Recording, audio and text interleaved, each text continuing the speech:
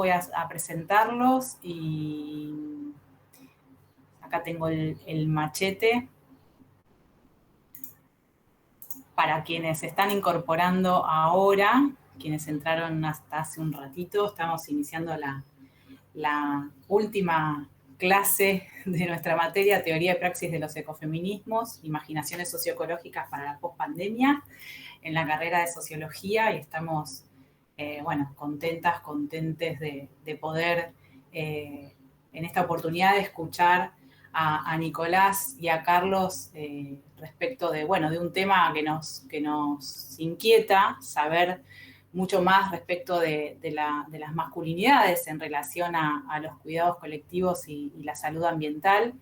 Y en esto de pensar también en que la materia tiene una mirada muy en clave latinoamericana, nos copó poner en diálogo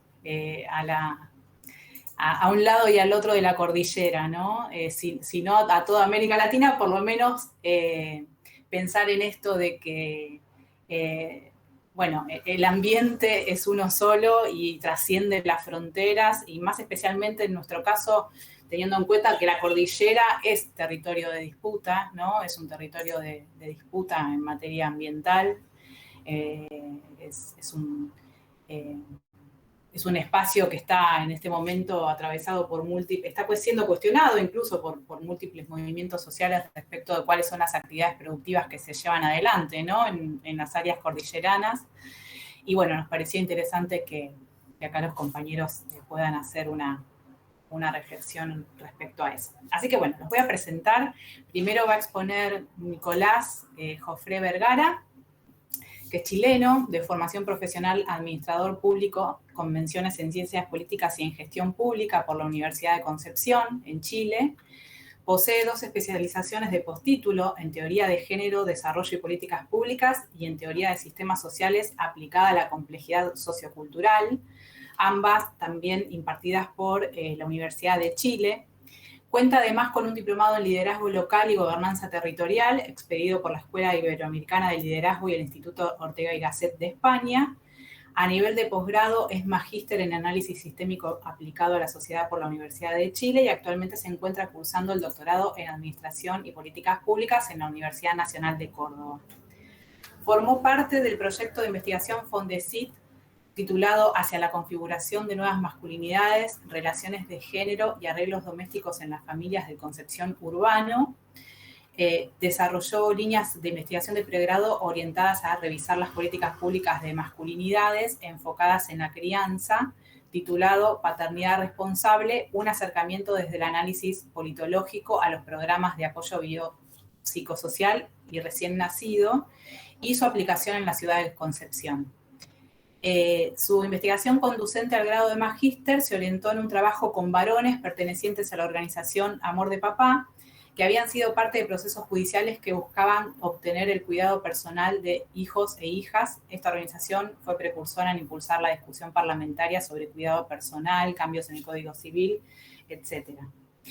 Actualmente desarrolla su investigación doctoral apoyado por el doctor Luciano Fabri, y sus indagaciones están vinculadas a las políticas públicas que trabajan con hombres que ejercen violencia y los cambios en los imaginarios y representaciones sociales de la masculinidad.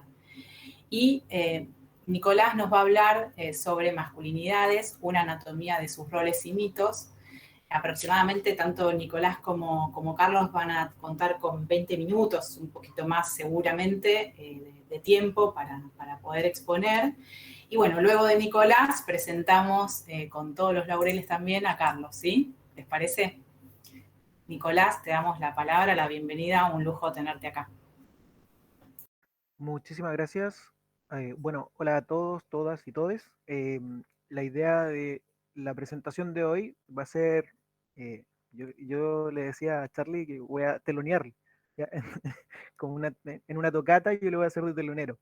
Y bueno, un agrado estar participando de este espacio, y como presentaba Sol, voy a trabajar desde una óptica de una anatomía a los roles y a los mitos de la masculinidad y las masculinidades finalmente. Entonces, sin más, me gustaría iniciar, recordando algunas contextualizaciones específicas de la propia teoría y que muchas de ellas están vinculadas a un rol identitario, en este caso de dominación. Entonces, desde esas categorías y de nociones de poder, ya es donde esta figura específicamente se torna un cierto elemento central. Y si tomamos las consideraciones de nacimiento y segundo, podemos vincular a la masculinidad como resultado de ciertas normas, ciertos valores, significados y códigos de conducta que dictan los patrones de socialización de las personas de sexo masculino. Y aquí también en las palabras de lo que sería el sociólogo chileno Claudio Duarte, ya, que es como una especie de plagio, ustedes quizás lo pueden ver ahí, un plagio a Simón de Beauvoir, diría yo, pero bueno, vamos a decir que es una recontextualización, pero en estricto rigor lo que dice es que los hombres aprendemos finalmente a ser hombres, no nacemos machistas, aprendemos a reproducir el patriarcado a través del sexismo, la homofobia, el falocentrismo y la heteronormatividad. Entonces, esos elementos finalmente de esos aprendizajes se puede desaprender y lo que necesariamente implica una lucha que es política, comprendiendo también la lucha política desde una perspectiva biopolítica, no solo de, hay que explicarlo muchas veces en Chile porque de repente se suele ver desde una figura diferente que se vincula la política a lo político, al asunto de los políticos. Entonces, bueno, en este caso, específicamente hacia esa otra arista es específicamente la referencia. Y para ello, en estricto rigor, también es importante mostrar o regraficar un poquillo lo que es la configuración finalmente de estas identidades. Y ahí es relevante muchas veces explicar o volver a representar de que finalmente no es una sola la masculinidad, finalmente hay diversidad de formas y de socializaciones de sujetos masculinos, y desde ese espacio entonces no existe un carácter único, unívoco, finalmente o homogéneo de cómo se constituyen finalmente los sujetos masculinos.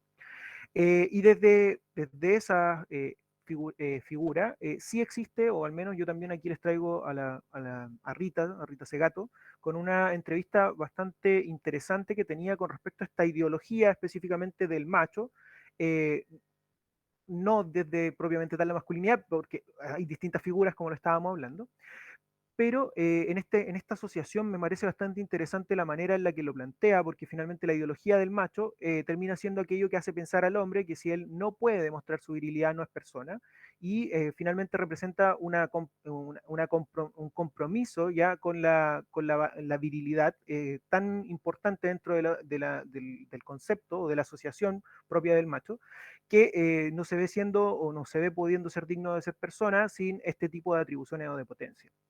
Y bueno, ahí también comenta cuáles son estas potencias masculinas y que no es solo la sexual, sino que también están las potencialidades bélicas, la fuerza física, la económica, la intelectual, la moral, la política, entre otras, y que finalmente es un grupo muy limitado de personas que socializan finalmente como machos, que van predeterminando, van moldeando un sinónimo de qué es lo que es, por ejemplo, ostentar el mandato de la masculinidad. Y bueno, si esto lo trabajáramos, lo abordáramos quizás desde una perspectiva de cuántos hombres logran tener quizás estos controles de todas estas potencias masculinas, vamos a encontrar que es una minucidad, pero esta minucidad mantiene un control bastante efectivo con respecto a lo que simboliza ello, y también dentro de eso las sujeciones con respecto a la territorialidad también o a la apropiación también de los cuerpos, que igual es muy relevante destacar en estas aproximaciones que tienen que ver con las masculinidades.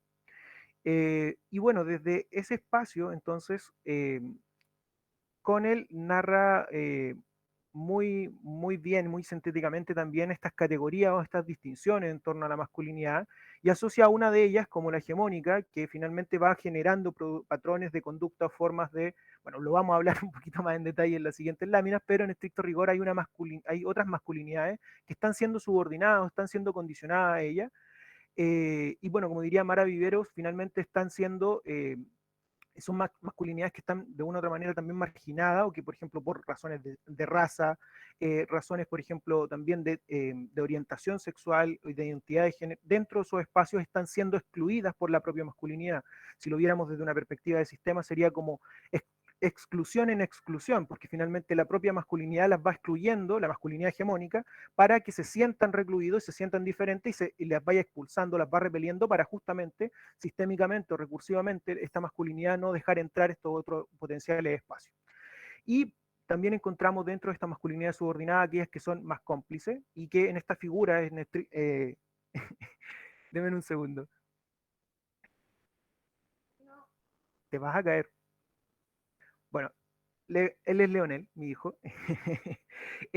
Bueno, y dentro de eso están estas figuras específicamente que son cómplices, que también dentro del, bueno, al menos del ordenamiento jurídico chileno, se considera la complicidad como un delito, ¿ya? Y específicamente en este caso también no deja de serlo. Existen estas masculinidades que de una u otra forma se dan cuenta de que esto no está bien o que los mandatos hegemónicos no están bien, lo cuestionan, lo emplazan, pero no hacen nada de una u otra manera por cambiar esos mandatos y dentro de esos espacios se transforman en masculinidades que si bien siguen siendo o están relegadas, dentro de esas figuras, de esas preconfiguraciones no aportan a un insumo o no generan espacios directamente de reversión con respecto a esta masculinidad más hegemónica.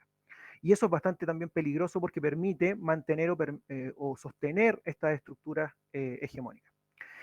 Bueno, y desde ahí entonces, ¿qué sería esto de la hegemonía? Y ahí traemos a colación a Gramsci con respecto a esta capacidad de dar dirección o conquistar alianzas, de la capacidad de proporcionar una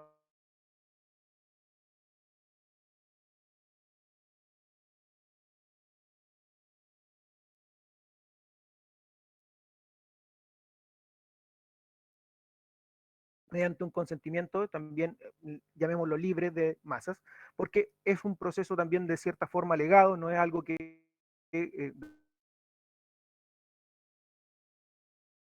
con un proceso también de validación propio de los contextos socioculturales de cada uno de los países. ¿Sí?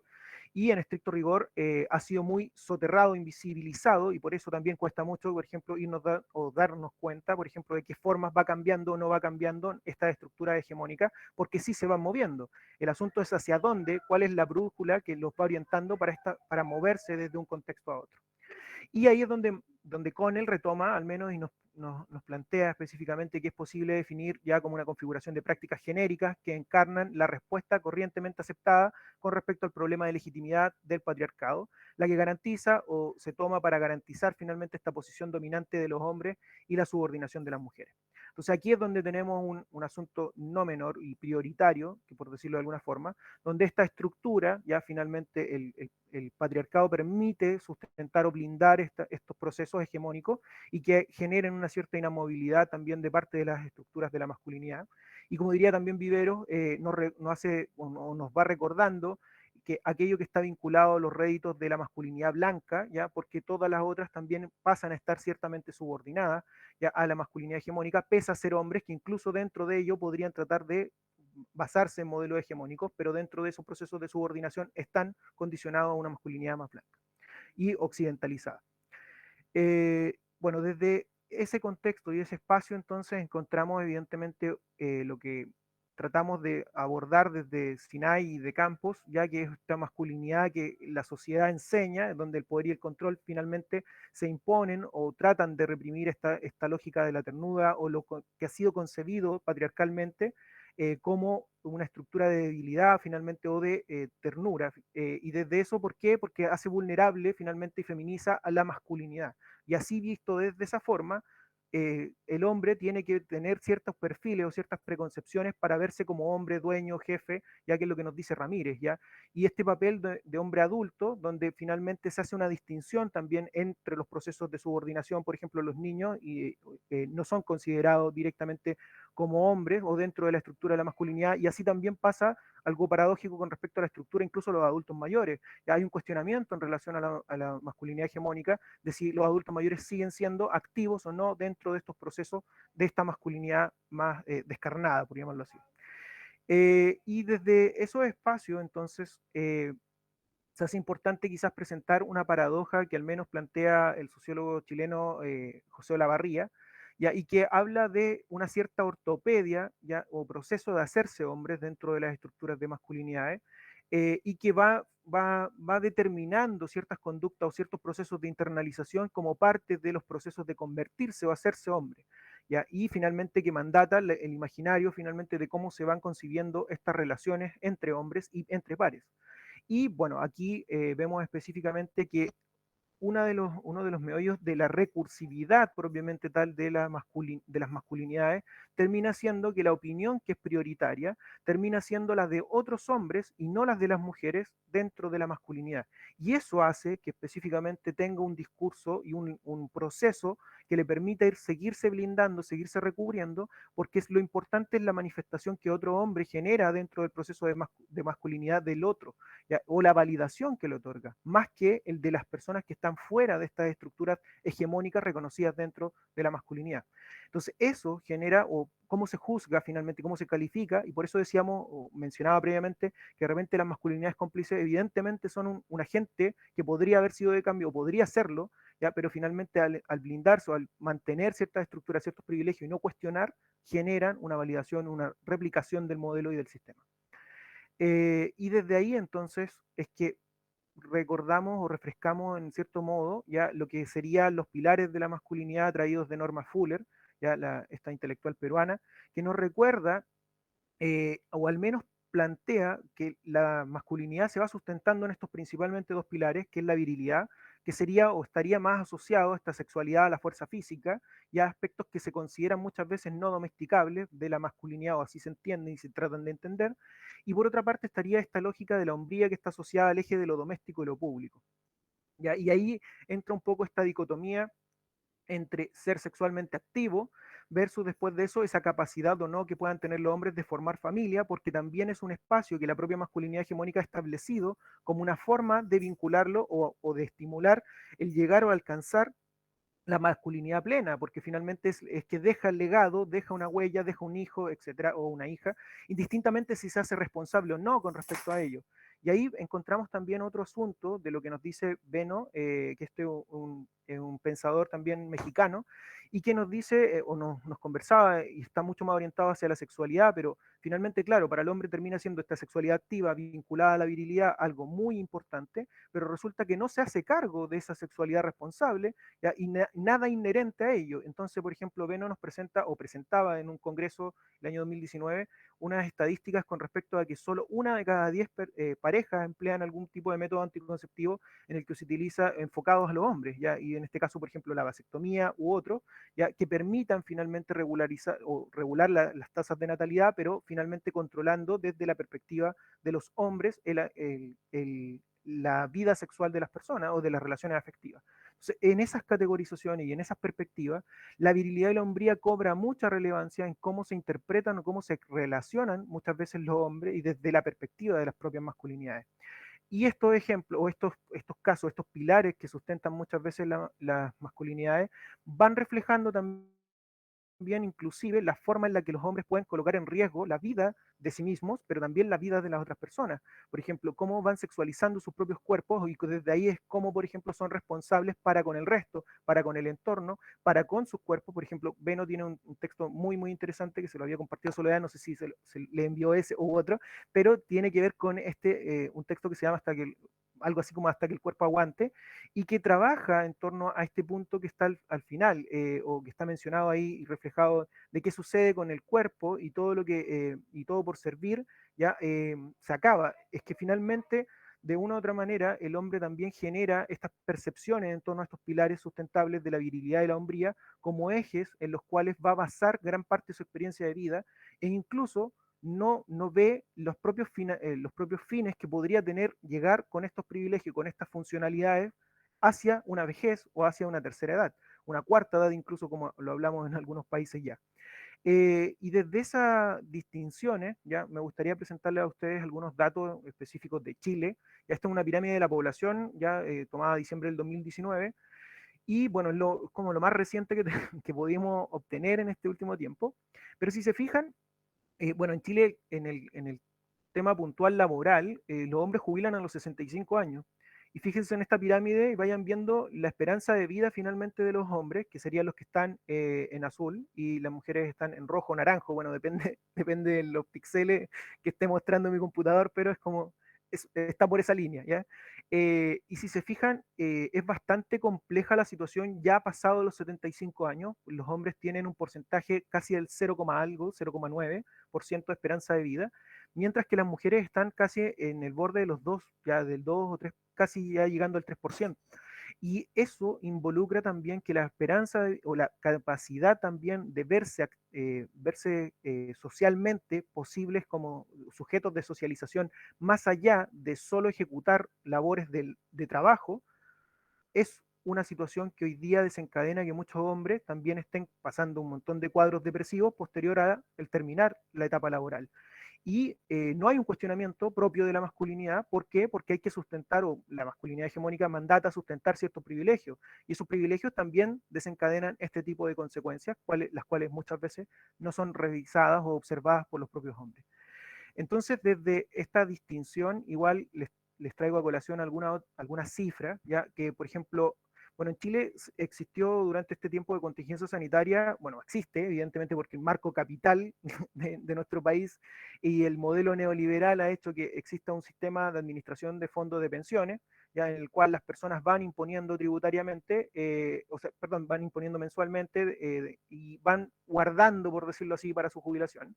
Pero en estricto rigor, bueno, ahí hay otros temas políticos muy en detalle, pero eh, ocurrió por el tema de la pandemia la posibilidad de retiros legales de este porcentaje, un porcentaje del 10%, que han habido hasta ahora 3 retiros, ya desde que inició la pandemia. Y en estricto rigor, la responsabilidad muchas veces que se generó en este proceso legislativo involucró de que aquellos hombres que estuvieran con alguna situación, por ejemplo, de no pago de pensión de alimentos, se pudiera retener esos porcentajes. ¿Por qué? Porque el no pago en pensión de alimentos en Chile no están las estadísticas tan ciertas, pero en estricto rigor son muchas. Y lo estamos reflejando o se está viendo hoy día. Ya al 27 de agosto, ya las administradoras de fondos de pensiones habían pagado casi medio millón finalmente de retenciones judiciales producto del no pago de pensión de alimentos. ¿Ya? Y esto equivale a un monto de 679 millones de dólares. ¿Ya? Eso es lo que hoy día, por ejemplo, bueno, que cuando hablamos de medio millón no significa que sea un niño, por ejemplo, por cada una de esas demandas, pueden haber más inclusive, o cifras que están muy encubiertas en estos procesos, y que hablamos entonces de que la cifra es estratosférica. Yo traté incluso de buscarla con respecto al presupuesto de ministerios ya en Argentina, y, por ejemplo, el Ministerio de Economía aún así tenía cifras más pequeñas de presupuesto para ejecutarse en Argentina que lo que se entregó en estos años con respecto a deudas de pensión de alimentos. ¿Ya? Para que ustedes se hagan una idea con respecto a esa correlación o a la responsabilidad en torno a esos ejes que están asociados o que deberían haber estado asociados a la hombría, pero que no se asocian a una corresponsabilidad para con los hijos que supuestamente deben tener o que la masculinidad hegemónica mandata. Otra fuente es el diario La Tercera, por ejemplo, y aquí vemos que 2 de cada 10 padres hacen uso del postnatal de 5 días, que este es un recurso de 5 días por ley, ¿ya? Entonces es como que por ley cada padre tiene derecho a 5 días de postnatal. Bueno, en Chile solo 2 hombres de cada 10, es un 20%, hace uso de este postnatal, que es un derecho. Otro ejemplo específico tiene que ver con que el 0,2% ya de los papás solicitó el permiso postnatal parental ya al 2018. ¿Y qué es lo que es el postnatal parental? Es un postnatal extendido que se comparte, por ejemplo, en este caso con la madre, y que esto es solo una cifra a nivel nacional ya de 63 padres en el año. ¿Ya? Entonces, hablamos de que directamente la correlación que existe con una paternidad, la condición que existe desde las propias masculinidades hoy día en Chile es bastante, bastante baja con respecto a hacerse cargo responsable de ello. ¿Ya? Y acá hablamos también de lo que es el examen médico de medicina preventiva, ya en la población de 14 a 45 años, el 40% se lo realizan hombres y el 60% mujeres, y aquí hablamos también de la perspectiva específica del cuidado de la salud que tienen los hombres versus el que tienen las mujeres, y dentro de esta figura hay una cifra que se invisibiliza, pero que tiene que ver con que incluso los exámenes de medicina preventiva se acuerdan con determinadas empresas para poder acceder a realizarlos en los puestos laborales, porque si no la cifra sería mucho más baja. Y son exámenes que al menos también permiten saber en qué condición están las personas. Y bueno, otros ejemplos tienen que ver con los datos específicos de las personas nacidas, por ejemplo, en el país, y en este caso encontramos que al año 2016 habían 20.138 casos de padres no comparecientes, por ejemplo, en una situación latente. Las cifras, por ejemplo, que da CONACET, que es la Comisión Nacional de Seguridad de Tránsito, ya en el país, habla de que la probabilidad de morir es 1 en 300 versus 1 en 850 en el caso de mujeres, y de resultar gravemente herido es de 1 en 27, ¿ya? Y 1 en 44. Y por otra parte, la cantidad de accidentes de tránsito donde hay personas fallecidas son 343 hombres y 1.164 mujeres. Y en este caso, la figura también está un poco más invisibilizada con respecto a que muchas mujeres mueren porque son copilotos o copilotas en ese accidente de tránsito, o son víctimas del accidente propiamente tal vial. Ya, por ejemplo, son atropelladas, etc. Entonces, por eso su cifra es mucho más alta que la de hombres que mueren al volante.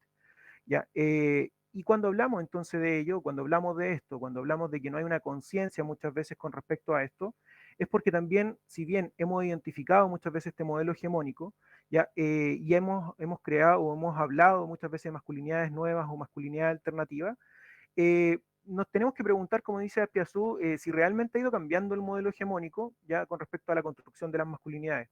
Y ahí que tiene que ver con que este modelo de macho vieja escuela, por decirlo así, si ha ido generando un proceso de transformación o de cambio. Bueno, Aspiazú nos menciona de que al parecer un poco se ha ido moviendo, pero en estricto rigor también este movimiento tenemos que analizar el por qué. Y desde ahí es que probablemente también nos estamos encontrando con patrones de una masculinidad hegemónica que se está desplazando hacia un modelo de un hombre más sensible, más bueno, más corresponsable, ¿ya? O donde hay una figura que respeta, por ejemplo, a las mujeres. Pero esto también tiene un encubrimiento propio de la misma masculinidad, que es mover la hegemonía e invisibilizar ciertos procesos. Entonces también hay que tener ciertos atisbos en los cuales nos podamos ir dando cuenta si esto realmente está generando un cambio no solo discursivo, sino que también en el sentido práctico, que era algo que también nos dice Mara Viveros, ¿ya? Y bueno, dentro de esto, de estos insumos, lo que me gustaría dejar como conclusiones para después poder generar el espacio de diálogo, es que existe un modelo también de vieja escuela, ya como un contramodelo que permite ocultar el machismo que está latente en sí, pero que hay ciertas situaciones donde se van visibilizando ya las consecuencias, por ejemplo, de los pilares que fundamentan muchas veces la masculinidad, es decir, la virilidad y la hombría, y donde hay secuelas que también son socioculturales para con el planeta específicamente, donde hay acoplamientos también, como diría un poco Silvia Federici, en torno al patriarcado y el capitalismo y el sostener muchas veces estas estructuras capitalistas de parte de los propios hombres como una forma en la cual se sustenta la propia masculinidad hegemónica y que finalmente no se blinda en no darse cuenta de que incluso se daña no solo a las demás personas, sino que también internamente y el futuro de esa propia persona, incluso pensando en su propia vejez. Entonces ahí hablamos de que también es preocupante. Por una parte sabemos que muchas veces los hombres somos proclives a ponerse en riesgo, pero ¿qué sabemos específicamente de las víctimas? ¿Qué sabemos de los ecocidios? Ya como diría quizás también un poco, ahí quizás trayendo un poco a Butler con respecto a este marco de guerra o esta figura de las vidas que merecen ser lloradas. Entonces, ¿qué pasa con las otras personas en este tipo de situaciones? ¿Qué pasa con los ecocidios? ¿Qué pasa con las situaciones que van dañando o que van generando un riesgo y ocasionan cierta latencia? ¿Ya? Y aquí también, por ejemplo, si lo vemos desde una perspectiva incluso más ecológica, hoy día, ¿qué pasa con las mineras, por ejemplo, en el norte del país? ¿Ya? ¿Qué está pasando, por ejemplo, con la explotación minera? ¿Cuáles, por ejemplo, son las decisiones? ¿Quiénes están tomando mayoritariamente esas decisiones? Son sujetos, evidentemente, también desde una percepción de la masculinidad más hegemónica muchas veces, o en muchas ocasiones, yo diría que casi todos. Ya, dejemos el porcentaje del margen de error, como siempre pasa en los datos estadísticos, y en estricto rigor, ¿qué pasa hacia el sur hacia el sur del país? Entonces vemos que finalmente esta estructura, justamente que nos comenta Silvia Federici, del patriarcado y el capitalismo de la mano, van generando condiciones, por ejemplo, ¿para qué? Para la instalación de represas en el sur del país, por ejemplo, el ver, por ejemplo, incluso hoy día también la potencialidad del negocio del agua como una fuente específicamente que debiese ser para todos los chilenos y chilenas, donde se tienen un montón de reservas, lo mismo que pasa en la Patagonia Argentina, donde hay mucha reserva, pero en estricto rigor eso se quiere ya ver desde un sentido comercial y desde un sentido donde se genera un poder y un control de parte de alguien. Y ahí ese alguien, ¿quiénes son? Mayoritariamente varones que están poniendo este posicionamiento territorial también. Y bueno, los roles y los estereotipos dentro de esta masculinidad hegemónica son un riesgo para sí misma y evidentemente también para su entorno. Es recursiva y es sistémica, va teniendo consideraciones o va tendiendo a subordinar y a excluir también a otro tipo de masculinidades. Y la masculinidad podría verse entonces desde una perspectiva muchas veces, o las masculinidades podrían verse también como camaleones, ya que tienden a adaptarse o tienden a irse mimetizando, pero con el fin de mantener su privilegio y un control sobre el entorno.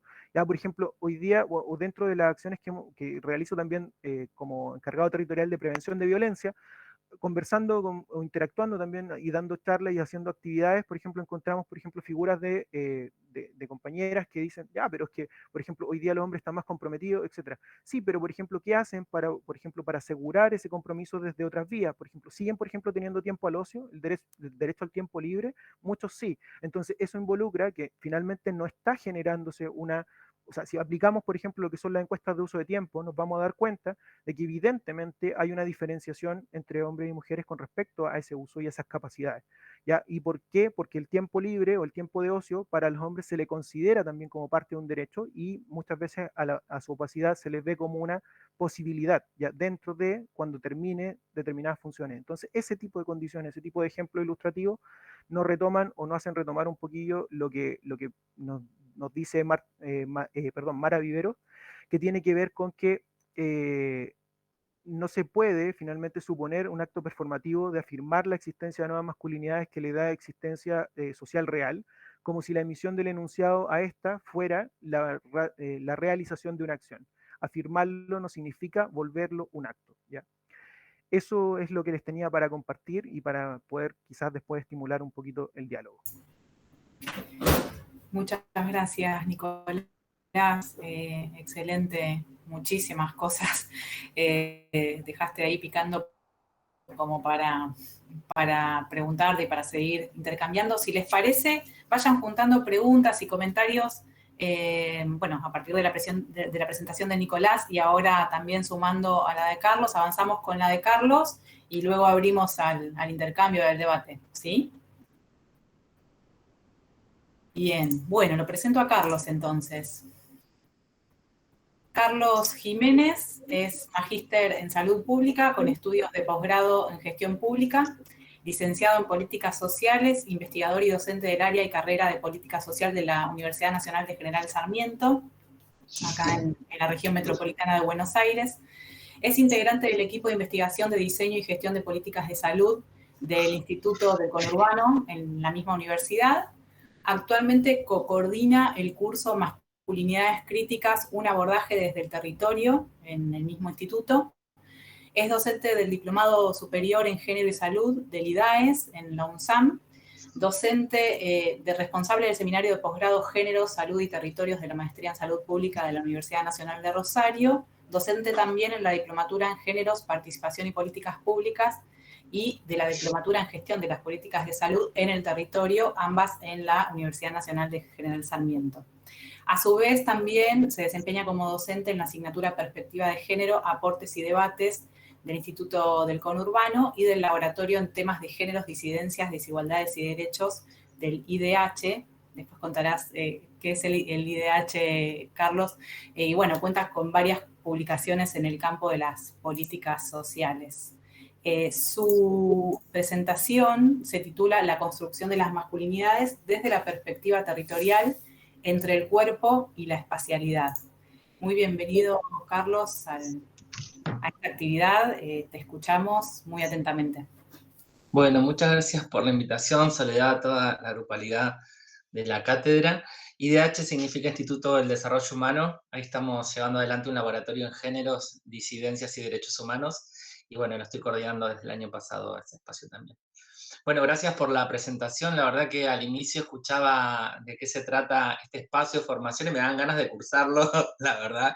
Súper interesante. Gracias, Nicolás, también. Estuvimos charlando con Nicolás un poco para coordinar y para aprovechar al máximo el tiempo que tenemos de encuentro aquí. Debo decirte que, bueno, van a quedar muchas preguntas abiertas. Parte es el objetivo, ¿no? Para seguir posteriormente indagando, así que vamos a hacer un esfuerzo de poder recorrer algunas cosas que me parecen sustantivas, que se complementan con la presentación de Nicolás, y que también van anudando, creo que muchas de las cosas que ustedes fueron trabajando en esta cátedra. Así que hay algunas cosas que no las voy a profundizar porque entiendo que ya las han revisado, así aprovechamos el tiempo en la presentación. Tengo muchas imágenes también, así que en algún momento les voy a hacer ahí que revisen, que se detengan un poco a mirar, porque trabajo también un poco con esas dinámicas, además de lo que decía Soledad antecedentes, soy activista hace 20 años en distintos temas de géneros, disidencias, así que bueno, debo decir que mi mayor aprendizaje viene de ahí, más allá de la formación académica y profesional. Es una linda síntesis también de haber transitado por algunos espacios también de implementación y gestión de programas. Así que, bueno, es un poco lo que les voy a compartir y por eso una mirada, una perspectiva tan territorial, ¿no? Que es parte de lo que tiene que ver con mis intereses de investigación y que lo apliqué en este caso, a ver cómo el territorio configura masculinidades, ¿no? Y acá traemos lo que planteó Nicolás, las hegemónicas y las que no entran en esa definición. Así que sobre eso vamos a hablar. Hay dos categorías que para mí eran muy importantes poder trabajar. Primero, la categoría de cuerpo y la otra, la de territorio, en el sentido de la espacialidad, ¿no? Entonces, con esta preocupación de qué pasa con el cuerpo, qué pasa con el territorio y cómo se configura el vínculo del cuerpo, de las personas con el entorno, me parece que había muchas pistas y de cosas como para seguir planteando y seguir pensando. Bueno, también sabrán que estas interfaces de campos disciplinares son bastante recientes, por lo tanto tenemos mucho que hacer de acá al futuro para seguir pensando y seguir problematizando. Y bueno, y un poco el abordaje que voy a traer un poco acá es del territorio, de una perspectiva, digamos, de lo urbano y de lo ambiental en esa línea. Así que les paso a compartir pantalla, porque como hay muchas imágenes y gráficos, quiero esto como que los puedan visualizar, más allá de cómo les voy a ir presentando los contenidos de lo que les voy a compartir.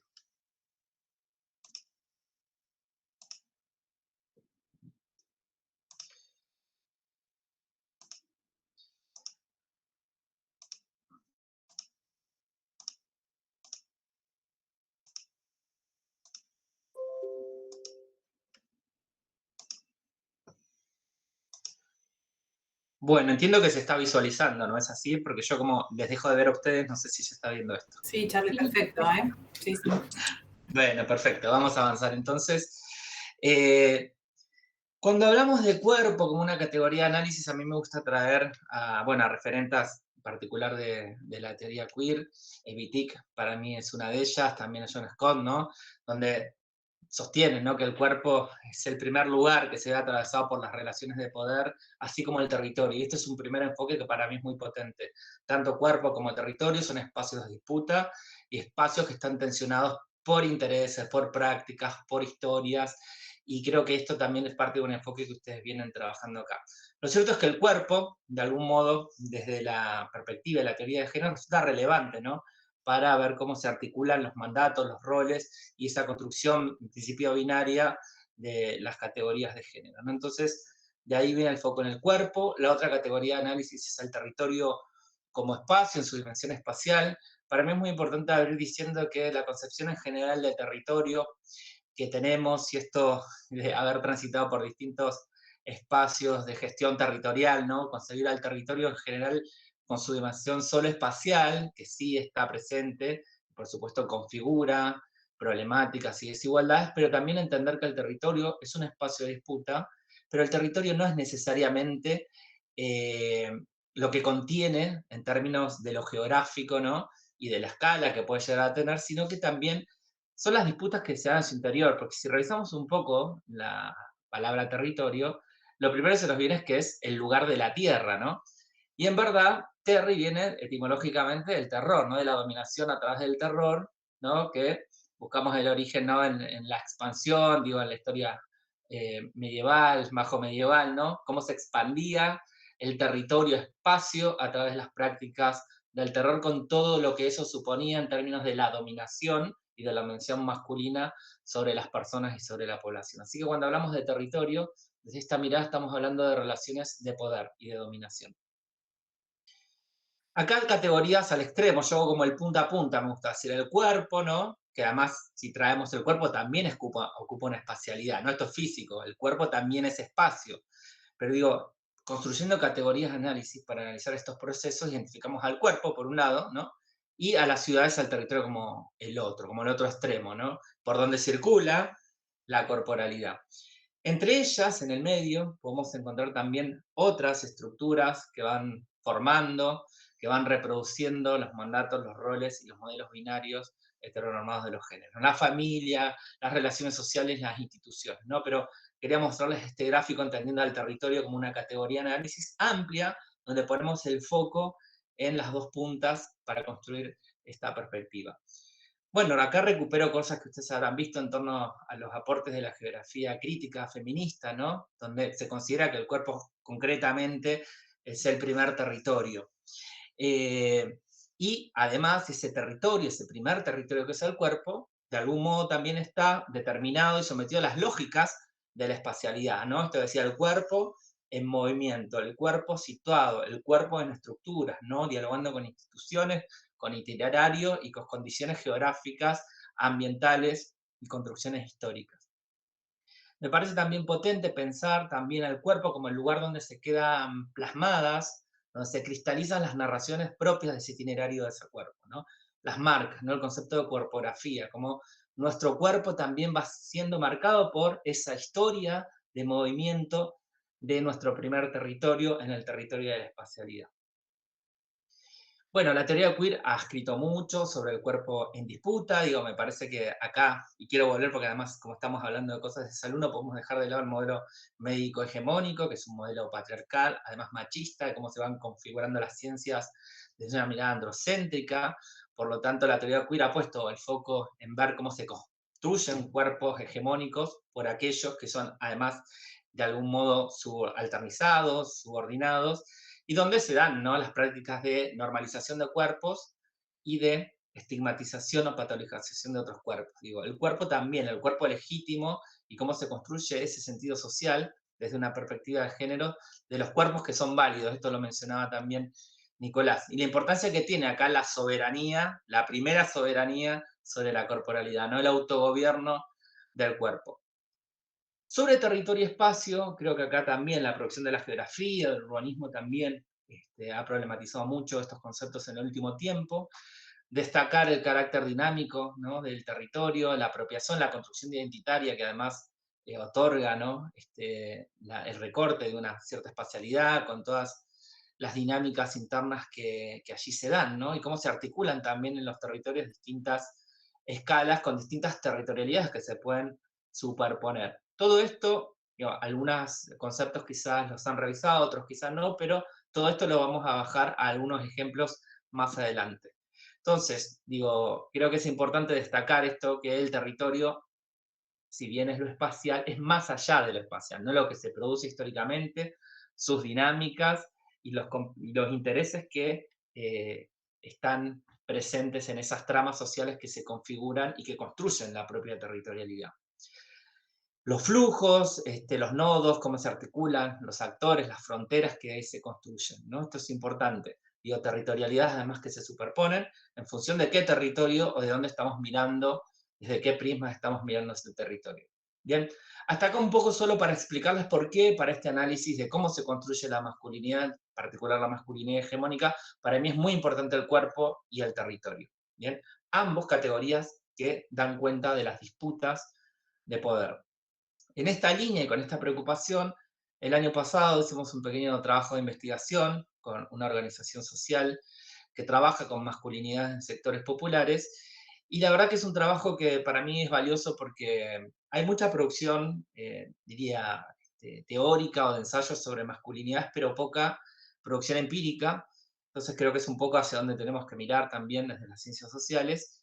Y tuvimos la posibilidad el año pasado de hacer un trabajo de investigación para situar, para ver empíricamente qué estaba pasando en el área metropolitana y cómo se construyen y reproducen las masculinidades hegemónicas desde este enfoque territorial. Bien, ahí identificamos 4 planos. Acá traigo el marco teórico y los distintos conceptos que presentó Nicolás, Aspiazu, Connell, Marqués, Liberos Vigoya, digo, todo ese marco de referencia es el que estamos utilizando para estos estudios. Y desde esta perspectiva territorial, y trayendo la biblioteca, de algún modo, de la geografía crítica, del urbanismo, de la propia gestión pública, identificamos que habían 4 planos en los cuales se construye y se reproduce la masculinidad hegemónica. Muy en línea también con los grandes aportes de la teoría de género y también de la teoría queer. Un primer plano, donde aparece lo subjetivo, la construcción individual, ¿no?, que tiene que ver con esa propia narración que cada persona va haciendo, ¿no?, desde el primer momento de la socialización inicial, desde que somos niñes, y que nos acompaña a lo largo de toda nuestra vida, ¿no? Pero es ahí donde se empieza a gestar el plano de la subjetividad viva, ¿no? Esto, como dice Marlene Weyer, estar siendo, ¿no? Pensar también en la subjetividad como algo que está en un proceso dinámico, que podemos entender que es así, pero incluso desde la masculinidad hegemónica vieron que estos criterios de que uno ya es lo que es, es como parte de lo habitual dentro de esa propia construcción. Lo cierto es que estamos siendo, ¿no? Pensar a la subjetividad en un proceso vivo. Identificamos que el rol de los hogares es muy importante en cómo es el primer espacio donde se hace esta transferencia cultural en términos de Butler, donde se aprenden, donde se enseñan intencionalmente los roles, pero también donde las infancias aprenden de lo que ven, de cómo empiezan a decodificar el mundo, bueno, y aparecen todos los mandatos culturales.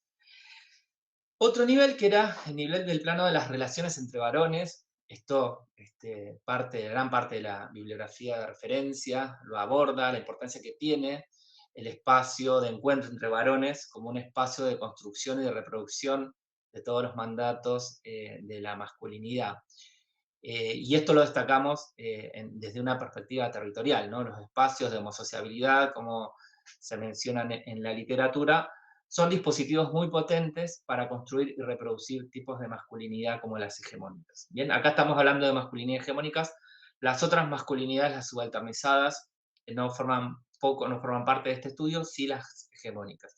Y finalmente el nivel del barrio, ¿no? Acá aparece el territorio, acá aparece lo ambiental, acá aparecen las instituciones, ¿no? Todo ese conjunto de variables. Entonces, este es un poco el marco de referencia en el cual situamos este estudio. Esto lo paso porque los estuve relatando recién. Y quería destacar esto de los rituales y de los rituales situados, ¿no? Digo, en los barrios, en los espacios de la sociabilidad masculina, sea en la primaria, en la secundaria, se empiezan a gestar estos espacios de varones donde se reafirman esos mandatos de la masculinidad, donde cobra relevancia lo performático y la relevancia de reafirmar esa masculinidad todos los días, constantemente, de que se es importante frente a otros importantes. Acá Nicolás hizo una gran explicación de cómo se construyen todas esas particularidades de la masculinidad hegemónica, que no las voy a repetir y que forman parte de eso que se va reproduciendo en estos rituales, ¿no? Rituales situados, fíjense, ¿no? Los rituales tienen códigos particulares, ¿no? Estos son besos entre varones que están situados dentro de un ritual, ¿no? Que es el fútbol, ¿no? Esa misma práctica, fuera del ritual, tendría otra connotación. Fíjese esta demostración de afecto, de cercanía corporal, por fuera del ritual. Digo, por eso traigo esto, porque el ritual es una práctica muy potente de reproducción de los mandatos de la masculinidad, con todas las particularidades que ya fueron enunciadas. La importancia de ser importante solo se reafirma frente a otros importantes, ¿no? Y acá aparece varios elementos que tienen que ver con cómo se reproducen las complicidades dentro de esos espacios, ¿no? Y también los distintos niveles de subordinación que se establecen dentro de los grupos de varones. Dentro de los grupos de varones hay alguien que es el macho alfa, que tiene el liderazgo y va subalternizando también hacia el interior de los espacios de varones, de las masculinidades, lugares que dan cuenta de la subalternidad, ¿no? Ahora, ¿cómo se construye el poder dentro de un espacio de varones? Bueno, a través de la dominación, de la fuerza, de la objetivización de las mujeres, ¿no? Entran todos estos procesos. Los rituales son propios, todos los varones participamos de rituales, ¿no? Pensémoslo de una perspectiva interseccional. Los varones de sectores populares, de clase media, de clase alta, todos tenemos nuestros espacios de sociabilidad donde vamos configurando este tipo de mandatos y esas formas de ser varón, ¿no? Ahí lo tienen con las imágenes, ¿no? El ranchar en la esquina, el asado, el fútbol, ¿no? Clase media alta ir a pescar. Digo, hay una infinidad de rituales que podríamos traer, que son dispositivos de reproducción de la cultura del machismo y también de las violencias. Por eso el barrio cobra particular relevancia. No decimos que el barrio, que es el lugar donde se dan estos encuentros de varones, también es el lugar de la reafirmación de la masculinidad, ¿no? Acá podríamos traer lo que dicen autores más locales sobre el guión de la masculinidad bardera, ¿no? Forma parte de la masculinidad el desorden, traer problemas, el descontrol. Y digo, y esto lo traigo también de una perspectiva interseccional, porque están las dinámicas de varones que se dan en los barrios, ¿no? Y también las que se dan en otros tipos de espacios espacios de sociabilidad de varones de sectores de clase media o alta. Ahí ven un barrio popular, pero también ven, por ejemplo, un ritual que son las picadas que se dan en Nordelta, ¿no? Una apropiación del territorio, rituales situados que se dan también entre varones en territorios definidos desde esta perspectiva. Bien. En este estudio, mirando cómo se construye la masculinidad hegemónica en estos planos, ¿no? Piénsenlo como anillos concéntricos o como capas de una cebolla, identificamos algunas cuestiones transversales que forman parte de todos esos procesos. El proceso de subjetivación, de la propia identidad de ser varón, de lo que transitan los hogares, los espacios de sociabilidad entre varones y el nivel del territorio barrial, ¿no?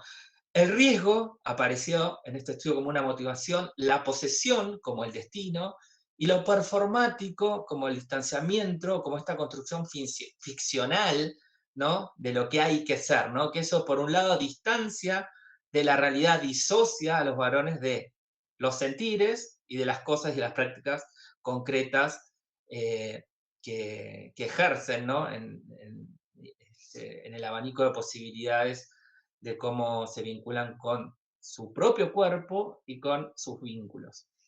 Entonces, en este esquema se muestra un poco estos distintos planos y cómo están atravesados de algún modo por estos ejes que son el riesgo y la posesión del performático.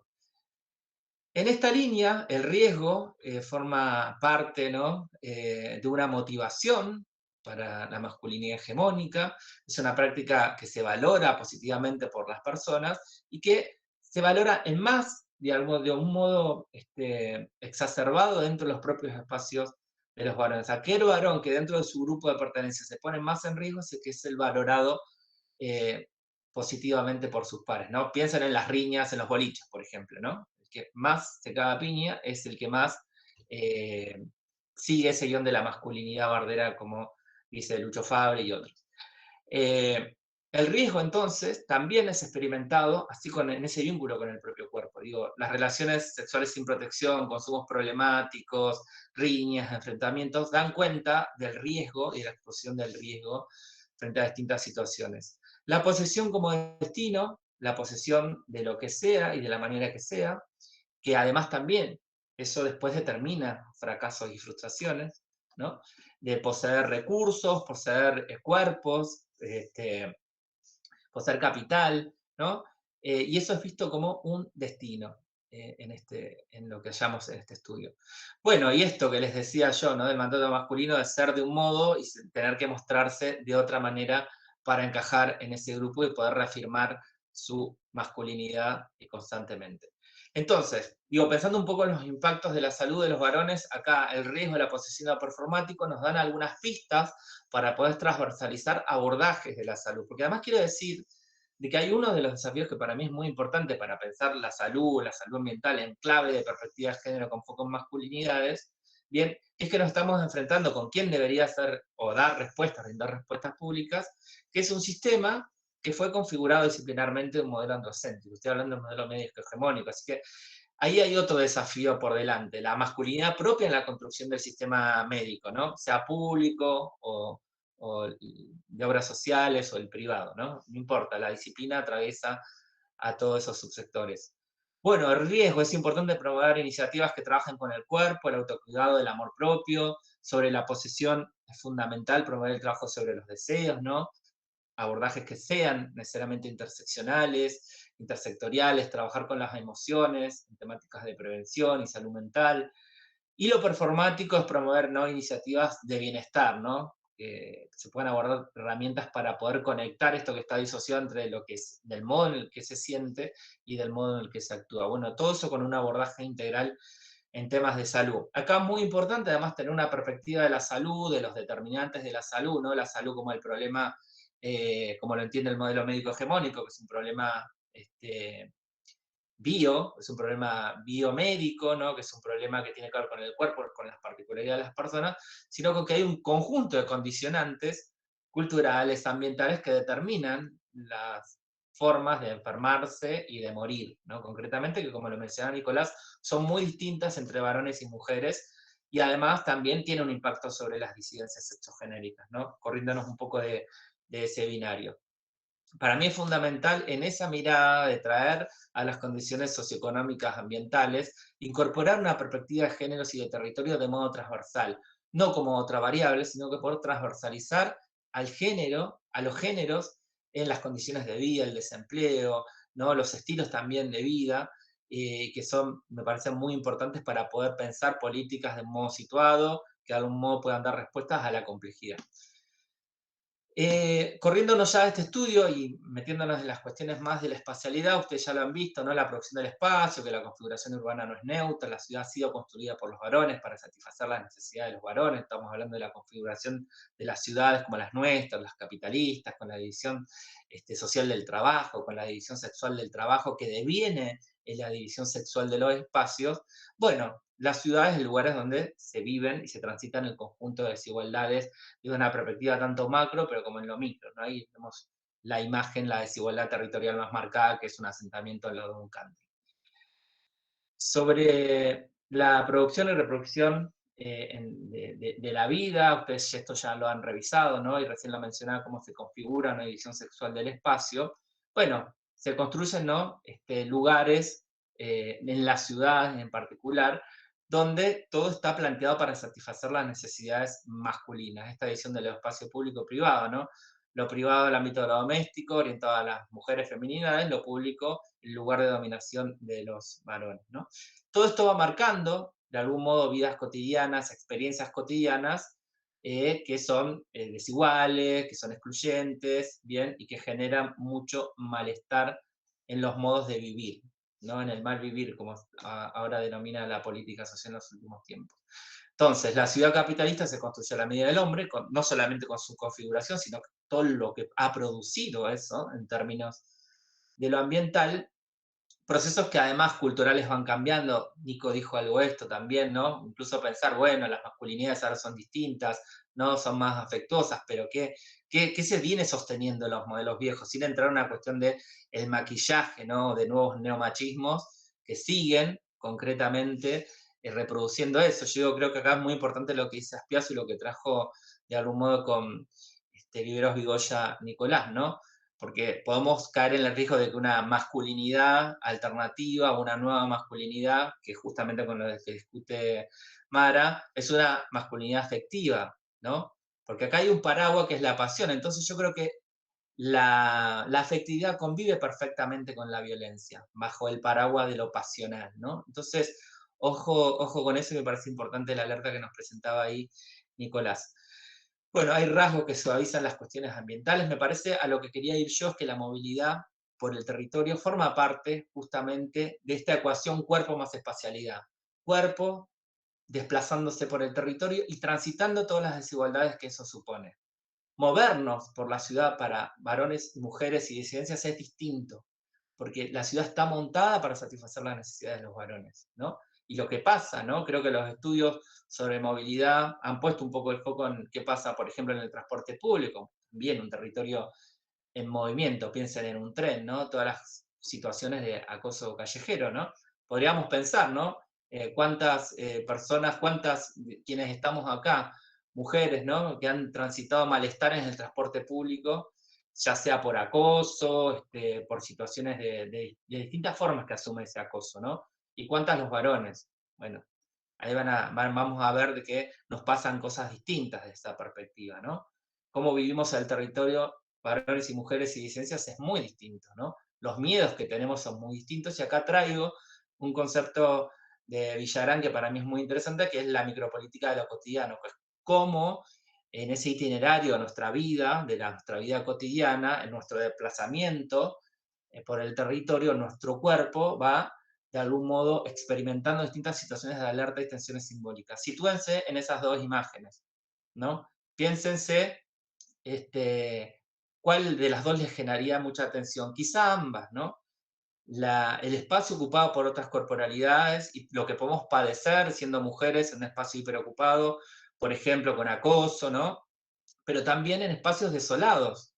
¿Qué nos puede pasar ahí? Y acá, por supuesto, podemos traer a la variable temporal, ¿no? Estar sola en una parada de colectivo a la noche, en un lugar como una ruta, puede ser un lugar de mucho riesgo, ¿no? Bueno, por lo tanto, desigualdad, por lo tanto, de malestar.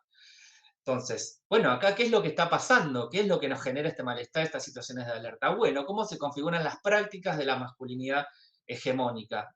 Las prácticas donde se pone el cuerpo, donde se pone en juego la espacialidad. Yo acá voy a traer 5, las voy a mostrar rápido porque ya nos queda poquito tiempo, pero quiero de algún modo expresarlas con imágenes concretas para salir del plano del abstracto, ¿no? Digo, vamos a la primera, a la emoción y a la expresión, ¿no? Los varones están también, hay una cuestión que los varones también tienen una expresión de género, a veces cuando se habla del género y de la expresión de género, parece que solo las disidencias de las mujeres expresamos nuestro género. Pues no, los hombres también actúan ese género a través de sus gestos, de la morfología corporal que va expandidamente agrandándose. Fíjense en la primera imagen, ¿no? Sentado en el subte, ¿no? El cuerpo, ¿no? Esta noción de que en el cuerpo también está escrito, que pueden ir de los tatuajes, los aros, la barba, ¿no? Fíjense cómo acá en estas imágenes aparece, ¿no? En ese territorio, cuerpo, y en ese territorio, espacio, la emisión de la expresión y de la emoción, ¿no? En esta segunda vamos a tener el ámbito de la producción, ¿no? De la economía, de actividad económica, ya sea formal o informal. También cómo se pone en juego en estas prácticas el despliegue y la utilización de lo público, ¿no? Y ahí vemos distintas prácticas que tienen que ver con la apropiación de territorialidad y con jerarquías que se construyen también en ese tipo de masculinidad. Digo, desde la precarización laboral de quienes están con las entregas, con Rappi o Globo, hasta vendedores ambulantes, hasta policías, ¿no? Entonces, acá también aparece en este plano de las prácticas de la masculinidad hegemónica las propias actividades propias, con todo lo que supone, ¿no? Por detrás ser y ejercer esa práctica de producción. Digo, a las chicas que han pasado por una vereda de una obra en construcción, ¿no? ¿Qué pasa ahí? O el colectivero, digo, acá podemos traer muchos ejemplos que seguramente estén pensando, ¿no? La escala de esa práctica, por eso pongo estas imágenes, el camionero, además como el estereotipo, con todo lo que ahí supone, ¿no? Donde también se construye otra escala, ¿no? En estas prácticas de tránsito de los cuerpos por el territorio y la espacialidad.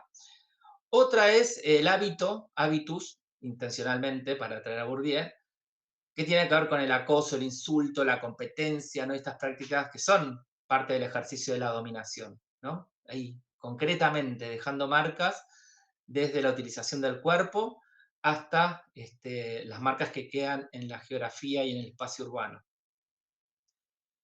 La demarcación, esto es muy importante. La masculinidad hegemónica supone marcar los límites de la dominación, ¿no? Y hay distintos ejemplos.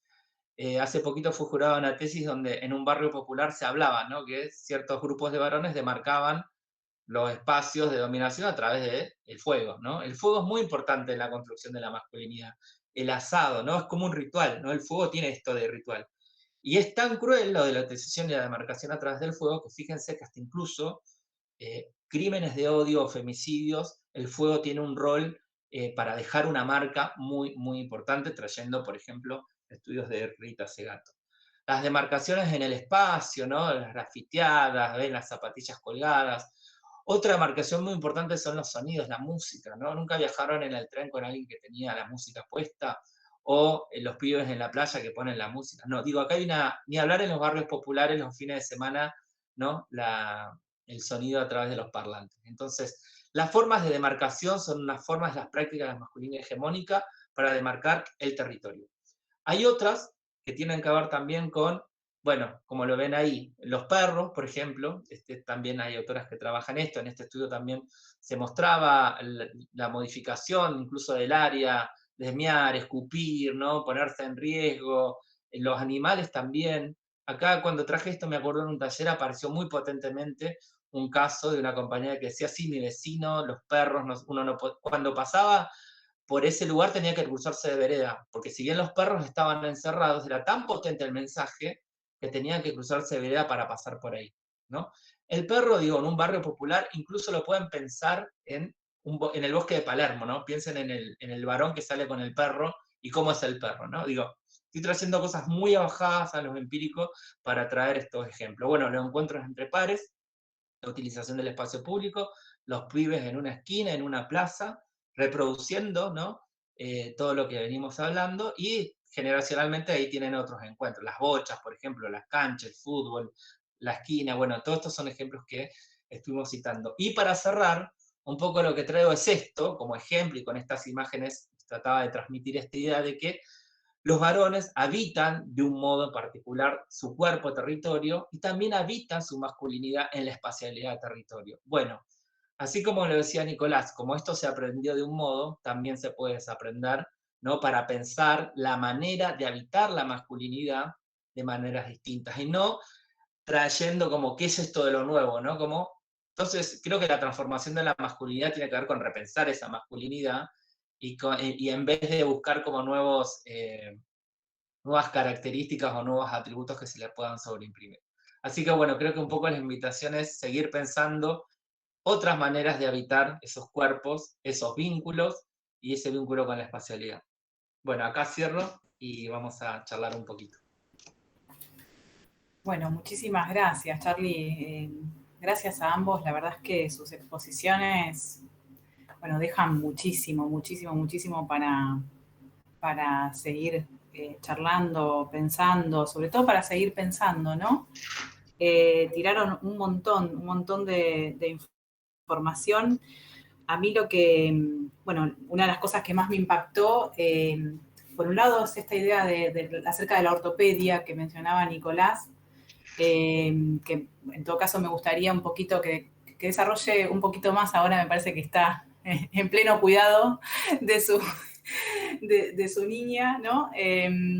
Pero bueno, te decía Nico respecto de, bueno, esta idea de la ortopedia, que me interesa que me suena que es una idea muy potente, ¿no? Respecto de cómo funcionan las masculinidades, la corporalidad, los cuerpos de las masculinidades y muy en relación a lo que fueron también desarrollando los dos, a la cuestión del riesgo, ¿no? Esto de definir las masculinidades por esto de quién se pone más en riesgo que quién, ¿no?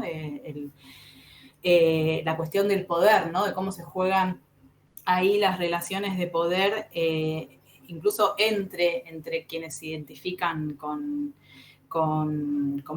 la figura del varón, ¿no? Y cómo a su vez esto tiene incidencia en el espacio en distintos momentos, en la movilidad, como decía Carlos, respecto de, bueno, cómo a la hora de conducir, ¿no? A la hora de manejar, y esto aparece en cifras concretas, de que, bueno, efectivamente mueren más varones en accidentes de tránsito, ¿no? También esto de cuestionar la idea del accidente en todo caso, porque en definitiva hay ahí una pulsión de muerte, si se quiere, relacionada a la identificación con el riesgo, ¿no? Con el hecho de ponerse en riesgo. Pensaba en esto del fuego y muy también en vínculo con lo que nos está pasando incluso en este momento, en este preciso momento en el que estamos sufriendo una ola de calor inusual, inédita en octubre, cuando sabemos que incendiaron el Amazonas y que el Amazonas, los incendios del Amazonas fueron objeto, por ejemplo, de Bolsonaro, de dichos, ¿no? Refrendando prácticas que tienen que ver con la quema, ¿no? Con el uso del fuego para el avance de los extractivismos, en definitiva, para el avance de la acumulación de capital, ¿no? De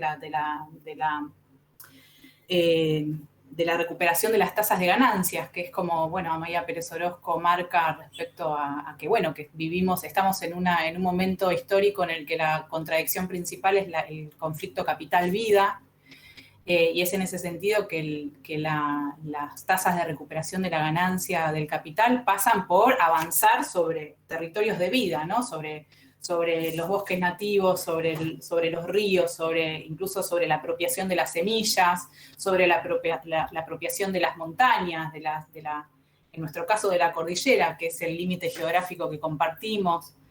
Y me preguntaba esto, ¿no? Como, bueno, ustedes fueron tirando un montón de información, de data respecto de, bueno, efectivamente cómo funcionan y las distintas dimensiones, decía incluso Carlos, en donde opera, ¿no? las masculinidades hegemónicas y la espacialidad. Lo que más preocupa, ¿no? En todo caso, es, bueno, cómo desandar, cómo desarticular esas masculinidades hegemónicas, sobre todo las más vinculadas, que es la que tiene más que ver quizás con los temas de nuestra materia, las más vinculadas en relación al imperativo patriarcal de la ganancia, ¿no? De la ganancia, del tener recursos, de ser un varón potente con plata, con capital, ¿no? Con un auto, no sé, recontra moderno, un BMW, no sé, tener recursos. Y a costa de, digamos, de los bienes comunes de la naturaleza. Eso es un poco lo que me inquieta, y pensando también, bueno, en el caso de Argentina, que se acaba de sancionar la Ley de Educación Ambiental Integral, cómo, porque está dirigida, en principio, bueno, estamos y participamos con SIL también en lo que es la capacitación a funcionarios, ¿no? Sobre todo en este eje género y ambiente, cómo avanzar en procesos de capacitación, no solamente a funcionarios, sino digo también a otros gestores de los territorios hegemónicos, como pueden llegar a ser algunas empresas que tienen realmente impactos negativos, ¿no? sobre lo que es el ambiente y la salud ambiental en distintos territorios, y cómo repensamos en todo caso los modelos productivos, ¿no? En relación a eso. Bueno, esto es a grandes rasgos uno de los comentarios que quería hacer, y no me quiero estirar más, un poco para darles el espacio para que contesten y otro poco también para abrir a preguntas de los compañeros.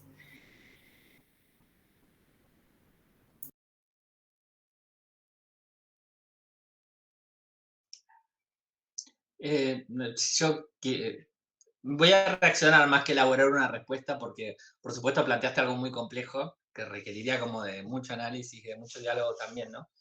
Pero no dejo de pensar bueno, en el rol, lo mencionaron recién, Soledad, lo mencionaste recién con las estrategias de formación o capacitación dentro de lo público, ¿no?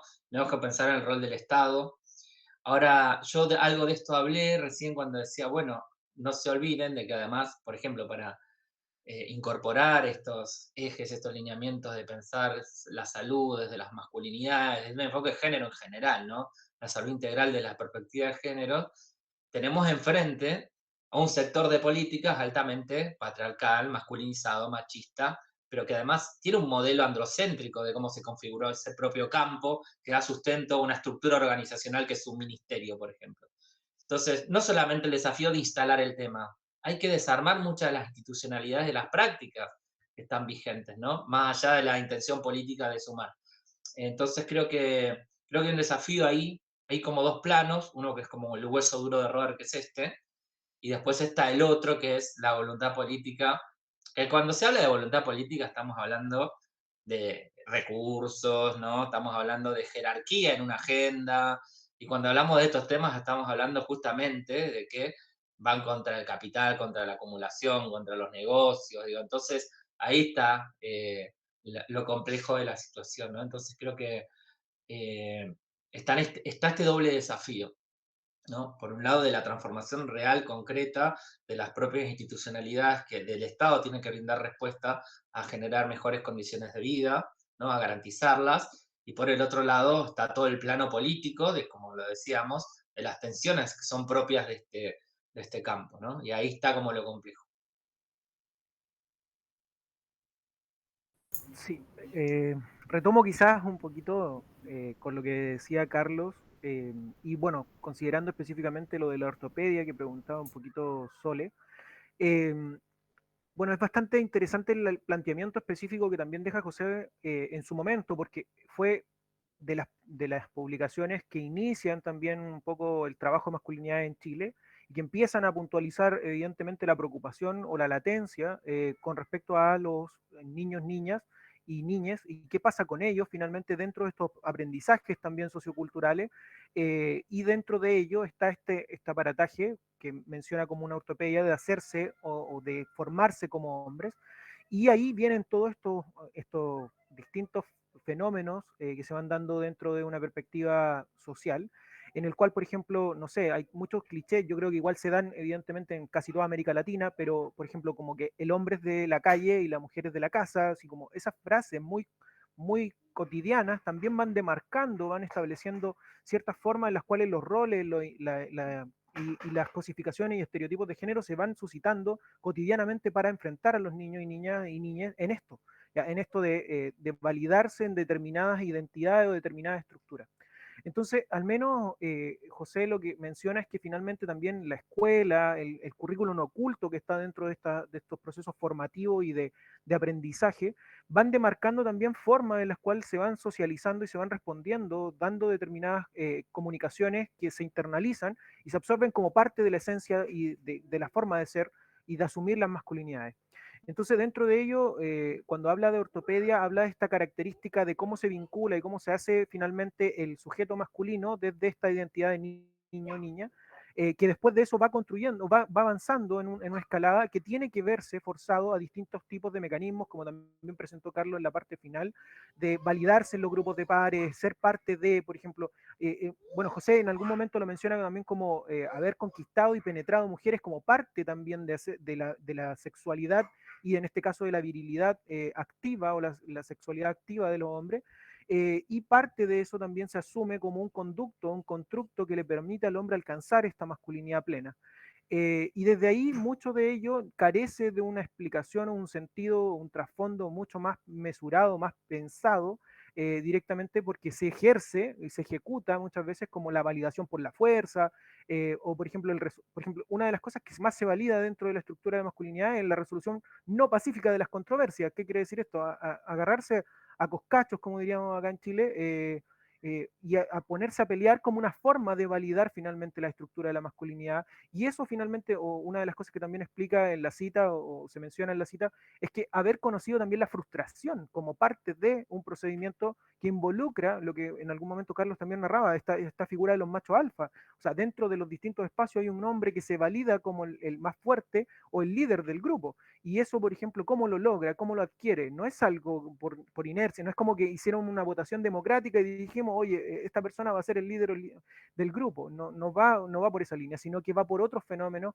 que se transforman en un aprendizaje, en una manera de vincular eso, y que está reforzada con toda esta línea desde, bueno, cosas tan cliché inclusive como el envoltorio del papel de regalo, que pareciera que a un niño no se le puede regalar nada que fuera de color rosado porque se va a pervertir dentro de esta funcionalidad, de esta estructura hegemónica, y ahí también salen las señales de alerta de muchos varones más hegemónicos que dicen, oye, ahí hay una señal de alarma, eso no es correcto. Por ejemplo, las formas en las cuales, por ejemplo, no sé, el uso, por ejemplo, del cabello largo, ya, por ejemplo, también es cosificado dentro de los aprendizajes de los niños y niñas como una forma en distinguir o generar este binarismo que muy bien también es plantea desde el chat Guadalupe, que de una u otra forma nos menciona que hay ciertos riesgos también, o es difícil salirse del binarismo en torno a esta forma en las que la masculinidad va enfrentando esto, pero también porque, por ejemplo, dentro de lo mismo, la masculinidad trata de persistir. O sea, es como, y por eso hablamos específicamente de esta triangulación, o bueno, esta dualidad que presenta de alguna forma Silvio Federici del patriarcado y el capitalismo como muy de la mano, pero en este caso también la masculinidad es la que le da la piedra angular para sustentarse en torno a esto, porque finalmente ahí en la inamovilidad de la masculinidad hay mucho de sustento patriarcal y evidentemente también del capital. Entonces, desde esa figura, evidentemente cuesta también o generan ciertos procesos más difíciles de la interpretación, en este caso, de cómo generar, por ejemplo, cuestionamientos quizás a priori para los niños y niñas en las edades tempranas, porque es evidente que es necesario. Y yo creo que ya se están dando, por ejemplo, hay muchos niños y niñas y niñas que de una u otra forma ya están emplazando de que es un color, por ejemplo, ese tipo de debates ya se están generando en el preescolar, por ejemplo, o al menos en las políticas públicas, hasta hace un par de años atrás, en el 98 en Chile, se cambian las mesas, por ejemplo, ya se cambian los colores, antes eran azules y rosados, eran súper demarcados, hoy día ya no existe eso. Imagínense, o sea, imagínense, de repente suena muy paradójico, pero imagínense el niño que le tocó o la niña que le tocó una silla morada, o sea, perdón, una silla rosada y una mesa azul, que va a tener problemas con respecto a su identidad, no. O sea, pero ese tipo de caricaturización futurizaciones en algún momento se originaban. Entonces, ese tipo de debate, ese tipo de trasfondos también se sustentan a partir de las experiencias que tuvieron las personas que validaron en determinada instancia las formas de socialización y, por tanto, también es importante que esto es una co-construcción y como ya es una co-construcción significa que también podemos, o en la construcción se puede desarmar para poder volver a edificar. Y desde ahí es que hay un proceso continuo y permanente en torno también a cómo esto se ve desde el territorio y también desde los cuerpos. Muy interesante, gracias a ambos. Muy buenas las intervenciones acá. Bueno, creo que mencionaste, ¿no, Nicolás, que la intervención de Guadalupe en el chat, que dice, es muy difícil salir del binarismo, pero entre riesgos y cuidados se podría seguir pensando en estos términos como características opuestas. Claro, en todo caso, entre identidades masculinizadas e identidades feminizadas, o identidades masculinizadas y hegemónicas, ¿no? Porque tampoco podemos meter a todo en un mismo paquete. Pero sí, tal cual, riesgo, cuidados, podríamos pensarlo como formas de habitar o de construir los espacios de maneras diferentes, ¿no? Bien, y acá Mariana decía que lo pensaba en relación a la pandemia, leía que el grupo más reacio a vacunarse y a usar barbijo son los varones mayores a 30 años, ¿no? También en esto Sí, que ustedes yo creo que ahí para agregar, Soledad, creo que sí. Mariana lo explica bastante, digamos, de modo acertado, pero creo que además hay otras cosas y que tienen que ver con las tecnologías de género, digo. Incluso los accesorios son tecnologías de género y, no sé, también pienso en Butler, en cómo, fíjense, el barbijo supone cuidado y supone debilidad, tal como se lee, y cualquier cosa que sea para el cuidado está asociado con la feminidad. Fíjense, tengo dos ejemplos que son muy sutiles y forman parte de lo cotidiano del ejercicio de masculinidad. Uno es el uso del paraguas. Los varones son más reacios al paraguas.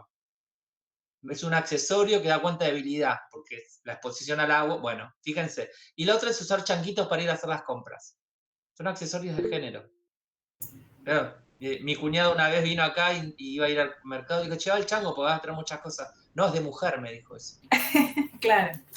Son accesorios de la feminidad. Entonces, digo, cualquier rasgo de eso en lo público es leído como feminidad, por lo tanto, desvalorizado y por lo tanto, esa validación que se busca constantemente en el entorno no se tiene, ¿no?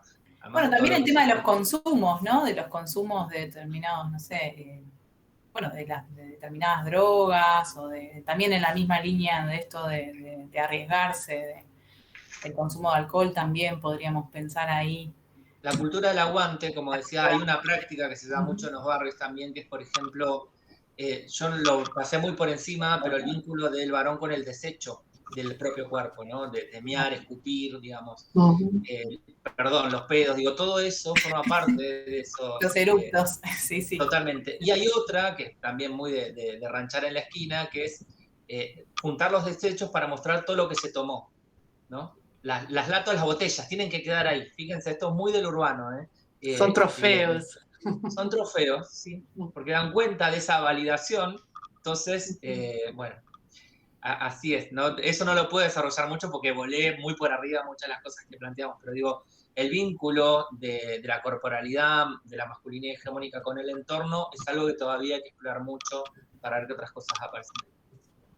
Bien, en el chat Belén dice, a mí me quedó resonando esto que decía Nicolás sobre las encuestas de tiempo, de uso de tiempo, donde los cuerpos feminizados siguen sosteniendo sobre sus hombros la mayor carga de los trabajos de cuidados. A pesar de esta idea New Age de la masculinidad hegemónica actual que se presenta emocionalmente comprometida, pero que sin embargo la gestión de la vida cotidiana sigue recayendo sobre nosotras como una falta de praxis para perder esa garantía que el patriarcado le asigna a los varones. Es muy complejo.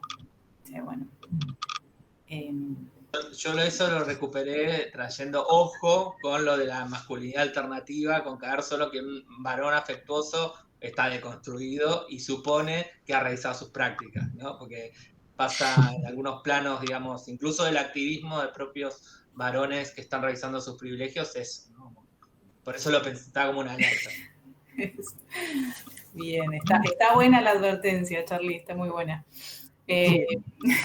Por ahí incluir en ese último punto que muchas veces de lo que se va dando también en torno a esta masculinidad hegemónica que se va desplazando, es que asume roles que evidentemente suponen un cierto grado de corresponsabilidad, pero que tiene valorización estimulativa. ¿Ya? Es decir, por ejemplo, el varón tiende a cocinar porque tiene una retribución positiva de parte de alguien que me va a reconocer dicha práctica, ¿ya? Pero no necesariamente lavar la loza, por ejemplo, después de haber cocinado. Entonces esa función la relegan para otra persona. Otras acciones directamente relacionadas con eso y otros estudios, claro, justamente lo que dice Belén, lavar los baños. ¿Cuántos hombres, por ejemplo, están lavando baños? ¿Ya? ¿Por qué? Porque la labor, nadie me va a ir a decir, oye, qué limpio te quedó hoy día el baño. No, eso no va a tener una retribución, ¿ya? No es como algo que alguien vaya a decirle a otra persona. Entonces, ese tipo de cosas es asumir ciertos protagonismos, que es propio también de la misma esencia de la masculinidad, ser protagónico y dentro de eso, la retribución ya no es monetaria, puede ser de estímulos, y a partir de eso buscan la valoración de estímulos a partir de algo visible, algo que la otra persona pueda identificar fácilmente.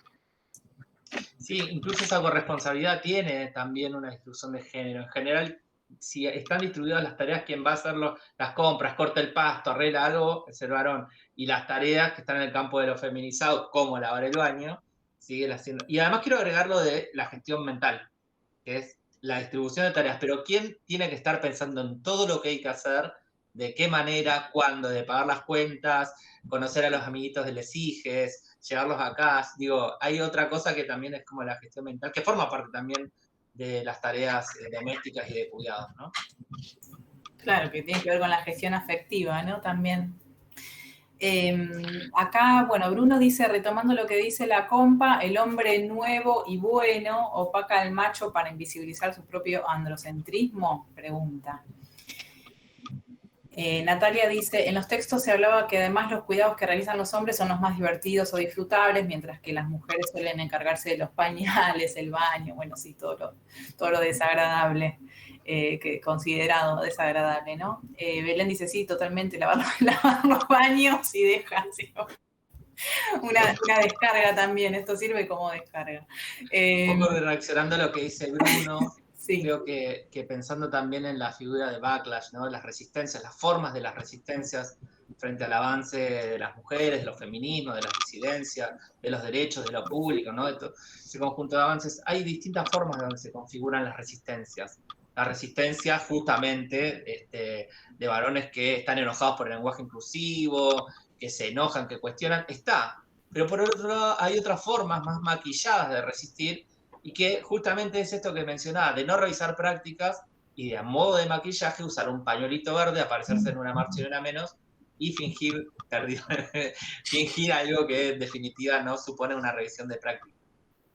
O declararse incompetentes, ¿no? Para determinadas actividades, sí. Bueno, esto es muy común, esto. A mí me enseñaron así, yo lo aprendí así. Como claro. La verdad universal, como la verdad del único universal varón, ¿no? Como... Claro. Yo quería hacer una preguntita. Sí. Si puedo. Sí. Un poco tratando de hilvanar con ecofeminismo, ¿no? Bueno, y gracias Carlos y Nicolás porque aportaron un montón de cosas para dejar pensándonos.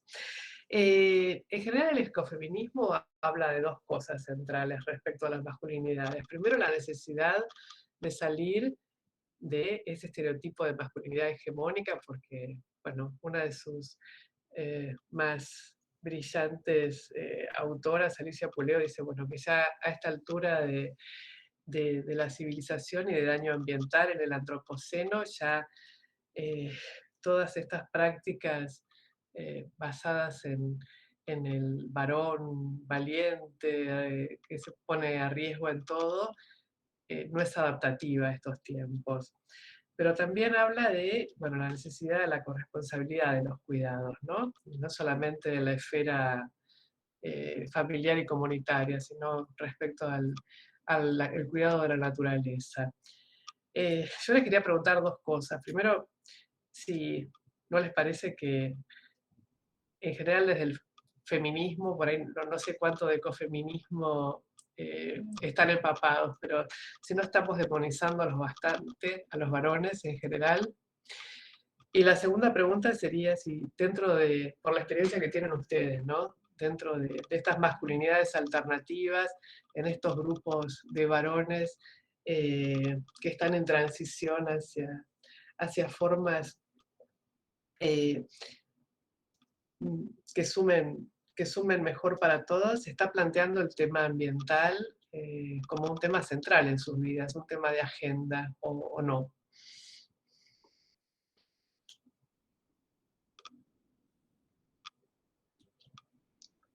Bueno, arranco, Nico, ¿te parece? Sí, dale. Silvia, muy, muy importante lo que preguntas. Empiezo por lo último. No, para nada, no forma parte de ninguna agenda. La agenda de las masculinidades o varones antipatriarcales que se están revisando en sus privilegios está a años luz de la agenda de los feminismos, muy por atrás.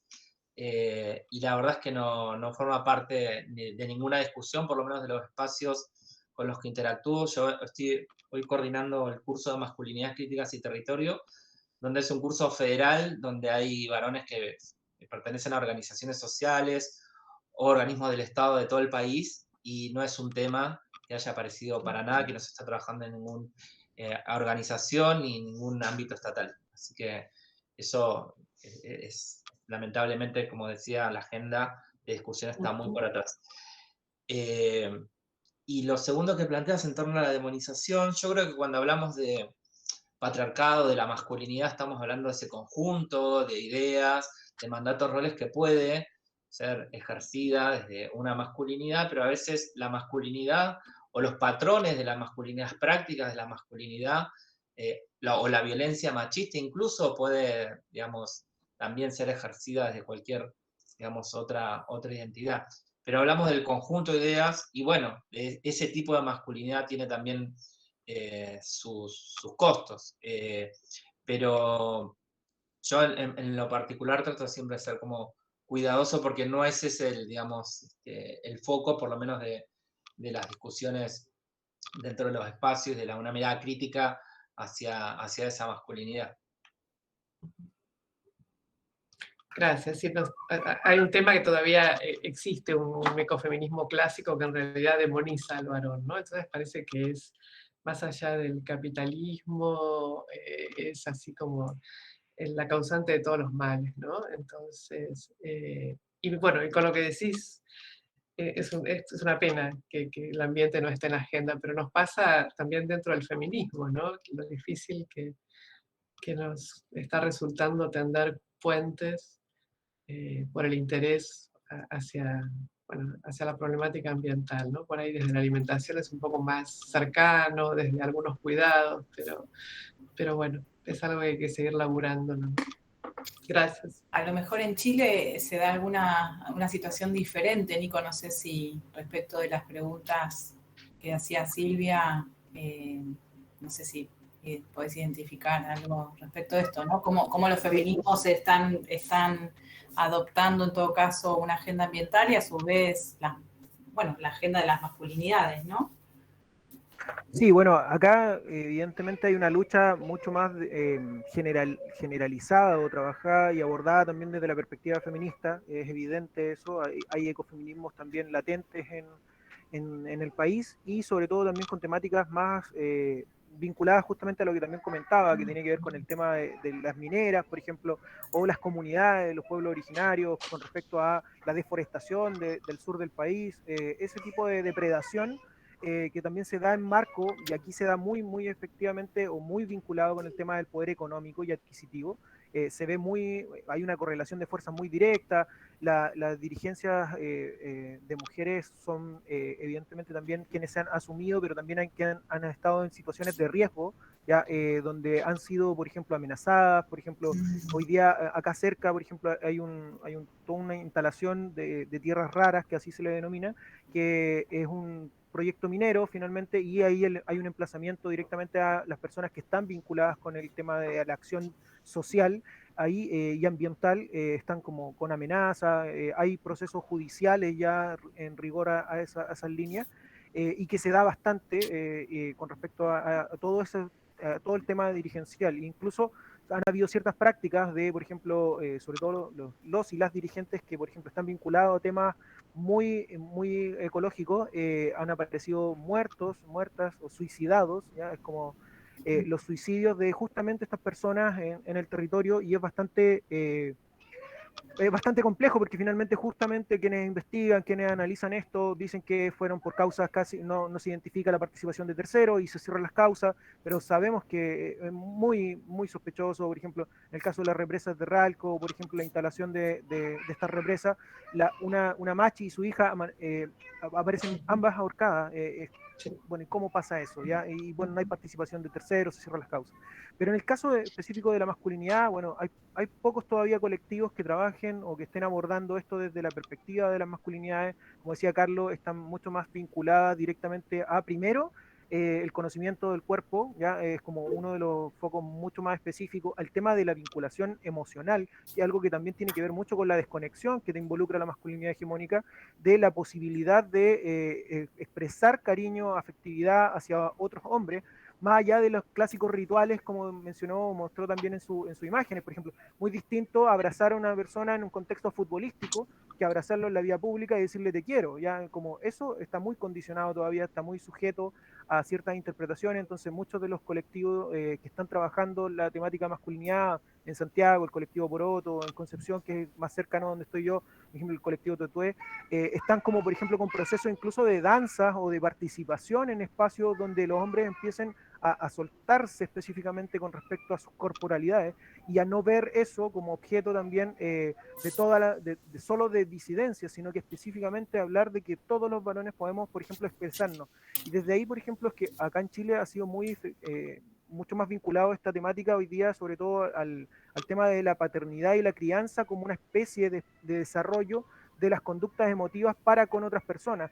Y desde ahí es como no es mal visto todavía por la masculinidad hegemónica que eso pase. O sea, por ejemplo, que un padre le diga te quiero al hijo, o que, por ejemplo, lo abrace y que se expresa afectivamente para con su hijo, es una potencialidad de también generar espacios de vinculación emocional, ya que muchas veces se limitaban en ciertas estructuras hegemónicas. Pero lamentablemente todavía no hay nada muy vinculado directamente hacia lo ecológico como movimientos o organizaciones directamente relacionadas a eso. Si bien existen dirigencias donde hay varones, por ejemplo, liderando ciertos procesos de movimiento, no se debe a una temática donde la masculinidad esté emplazando lo que ocurre en el territorio con el capital, con el patriarcado, sino que directamente es como participando de organizaciones o de grupos de presión, que si es que lo queremos ver desde una perspectiva de la ciencia política, más que instaurar una demanda específica o un tema muy puntual, pero no se debe directamente quizás a un cuestionamiento, un emplazamiento desde la perspectiva de género. Gracias. Gracias. Buenísimo.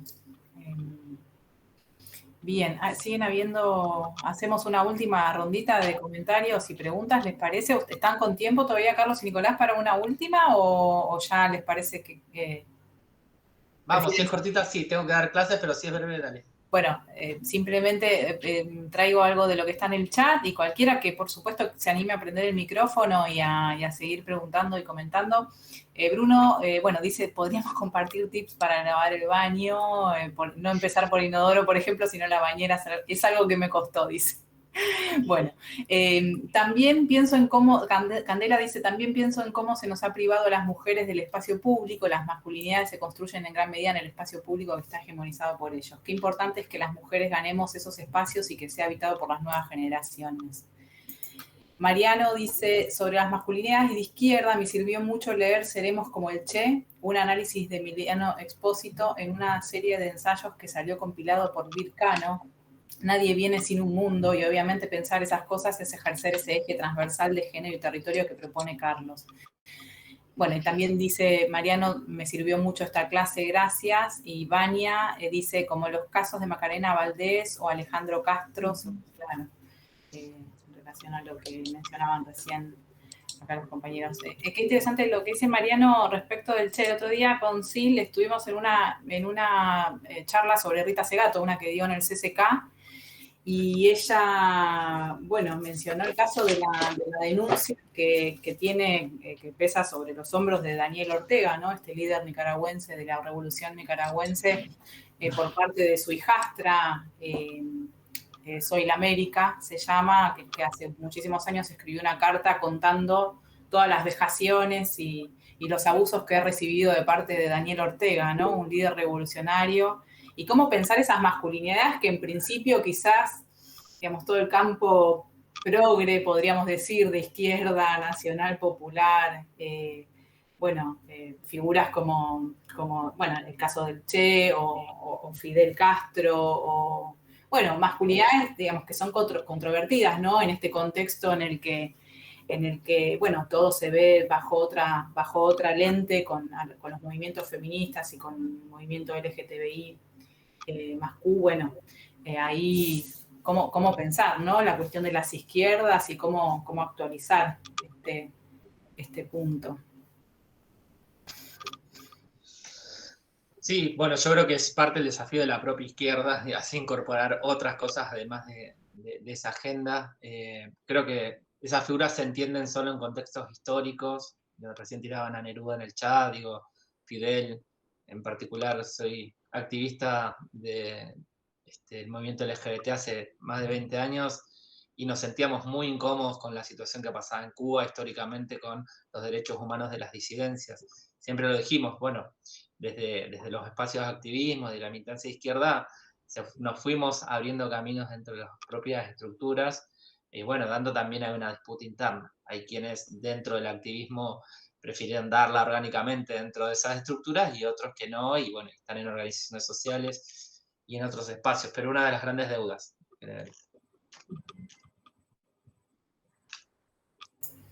Oli, perdón que tengo la cámara apagada. Quería agradecerles porque estuvo muy, muy buena la charla. La verdad es que me quedo pensando muchísimas cosas y procesando, ¿no? Porque fue un montón de data. Y después agregar algo que quizás está como que ya está o está tácito, pero a veces hacerlo presente me parece re importante, que en torno a esta cuestión de los debates de las masculinidades y la agenda feminista, creo que a veces también se pone un poco el peso o en las discusiones, ¿no? Como aparece el peso de que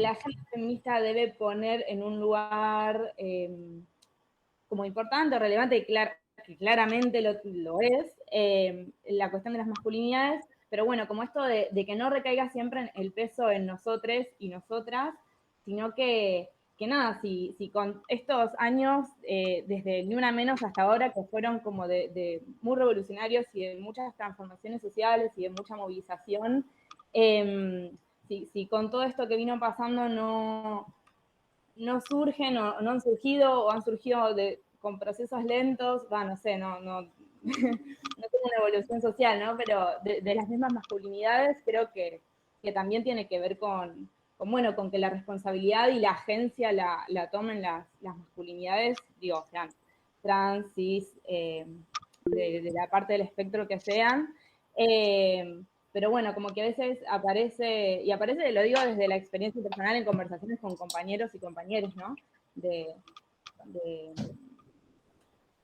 Nada, como de agarrarse y hacerse como ustedes mismos, ¿no? Que están ocupando estos espacios, pero como que eso sea algo más popular o más común, o de qué manera pueden los varones mismos hacerse de ese espacio y encarnar esos lugares sin que tengamos que nosotros y nosotras recaer en el histórico lugar de la docencia y la terapia y eso, como de estar arengando y llevando varones hacia su propia deconstrucción. Y por otro lado, que no sea como, bueno, lo hacemos por ellas, sino como, bueno, una perspectiva capaz más complejizada. Pero bueno, quizás eso, estaba tácito, pero me pareció importante siempre traerlo porque, nada, como ¿cómo se dice ahora? Un disclaimer. Eso. Coincido, Erika, con lo que estás diciendo. Creo que las pocas experiencias de organizaciones sociales de varones que están realizando sus privilegios, creo que son muy pocas las organizaciones, las hay, están haciendo un trabajo muy importante. Creo que históricamente incluso el tema de masculinidades lo fuimos medio metiendo en agenda masculinidades maricas o queer, y creo que después también se fue ampliando, estoy pensando un poco en los términos de las organizaciones acá, ¿no? Por supuesto, en Buenos Aires y conurbano a través de organizaciones como Varones Antipatriarcales, donde se sumaron también varones que venían más de una revisión de sus paternidades, y en los últimos años fueron apareciendo otras expresiones. Pero son pocas, y yo creo que las pocas que hay se están enfrentando con la dureza que supone dar esta discusión, ¿no? Dentro del curso de masculinidades que estoy coordinando, armamos, ahí está el subsecretario de Masculinidades de Santa Fe, y se armó esa iniciativa que la habrán visto en los medios, que circuló mucho ayer y antes de ayer, con intervenciones dentro de vestuarios, de clubes deportivos, ¿no? No sé si la vieron. Bueno, eso la armamos en el curso y se implementó.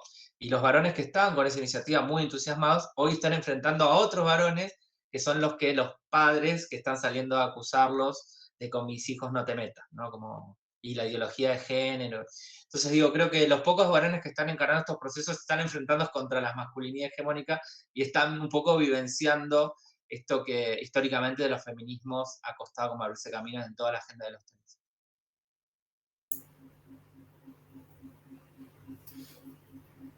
Nico, ¿querés agregar algo? O sea, le encuentro toda la razón a Paula y a Erika, que fueron quienes pudieron, bueno, Paula lo escribió por el chat y Erika también. Me parece que es una constante deuda que tenemos desde las masculinidades, que siempre hemos iniciado algunos procesos a partir de la insistencia del propio feminismo. De hecho, parte de la misma teoría nace producto del cuestionamiento feminista, y entonces el legado va desde esa línea, y ya viene un deber y un devenir de hacerse responsables también de ello, ¿ya? Y eso yo creo que es el desafío permanente, pero evidentemente, claro, parte con el proceso primario de cuestionamiento porque muchas personas se sienten cómodos en ese espacio, y por tanto ahí viene el asunto de ese emplazamiento, que evidentemente el movimiento Ni Una Menos y otros contextos que han ido ocurriendo internamente en cada uno de los países, por ejemplo acá se denomina Mayo Feminista, fue súper importante porque empujó muchos proyectos estancados también en su momento de ley, y que también generó algunas acciones como llegar al aborto en 3 causales en Chile, que era un paradigma al menos que se veía muy, muy lejano, y esto lo revitalizó y lo impulsó. Pero de una u otra manera siento que es importante eso, pero evidentemente también es todavía muy proto, todavía todo muy en diminuto, no algo generalizado, y debido a lo mismo, porque muchos de las personas que socializan como sujetos masculinos no están cuestionando nada, y eso es un asunto importante. Y ahí es donde también tenemos que hacernos cargo, y por eso hablaba, cuando estaba en mi presentación, hablaba de lo relevante que son las masculinidades cómplices, y lo vinculante también que tiene que esa masculinidad cómplice ya deje de ser cómplice, o sea, y emplazar a esa masculinidad. O sea, por ejemplo, cuestionarse los privilegios de la masculinidad te hace perder amigos, y te hace perder un montón de grupos. ¿Ya? ¿Por qué? Porque ya te dejan de invitar. Entonces, esas son consecuencias, pero tienes que estar dispuesto a asumirlas, producto de que quieres cambiar y quieres generar alguna acción de cambio. Entonces, eso muchas veces no estimula a que muchos hombres quieran salirse de esos espacios, recubran, blinden la masculinidad. Entonces, eso evidentemente es un hecho importante, y ahí es donde hay que ir generando espacios de personas que te puedas ir aliando para generar nuevos grupos de pares que vayan emplazando y vayan cuestionando, pero ojo, siempre desde una perspectiva de que la masculinidad hegemónica te va a ver como una masculinidad subordinada. Entonces ahí viene el efecto que decía que es muy sistémico, ¿ya? De que la masculinidad se blinda a partir de que te relega como sujeto masculino, de socialización masculina, pero que no te deja finalmente generar transformaciones o cambios sustanciales hacia los otros grupos que siguen siendo los que mantienen esta perspectiva de manada, de macho alfa, donde hay macho alfa, y específicamente ahí es donde hay que seguir apuntando. Mientras más avancen en esos procesos, más permite también llegar a esos impactos, porque ya esa masculinidad no se va a poder seguir recubriendo, que es lo que nos pasa todavía hoy día. Y ese es un efecto que tenemos que seguir desencadenando. Bien, súper interesante. Muy, muy. Da para seguir y seguir, pero bueno, los tenemos que liberar también, ¿no? Porque tienen otras actividades, ambos. Bueno, un aplauso, realmente muchas gracias. Gracias a ustedes por la invitación, saludo a Nico, seguramente estemos articulando. Sí, Estos espacios son también seguir. Para construir redes. Así. Mucho para seguir, así que sí, seguimos en contacto, millones de gracias, muy geniales, muy buenas las presentaciones, realmente.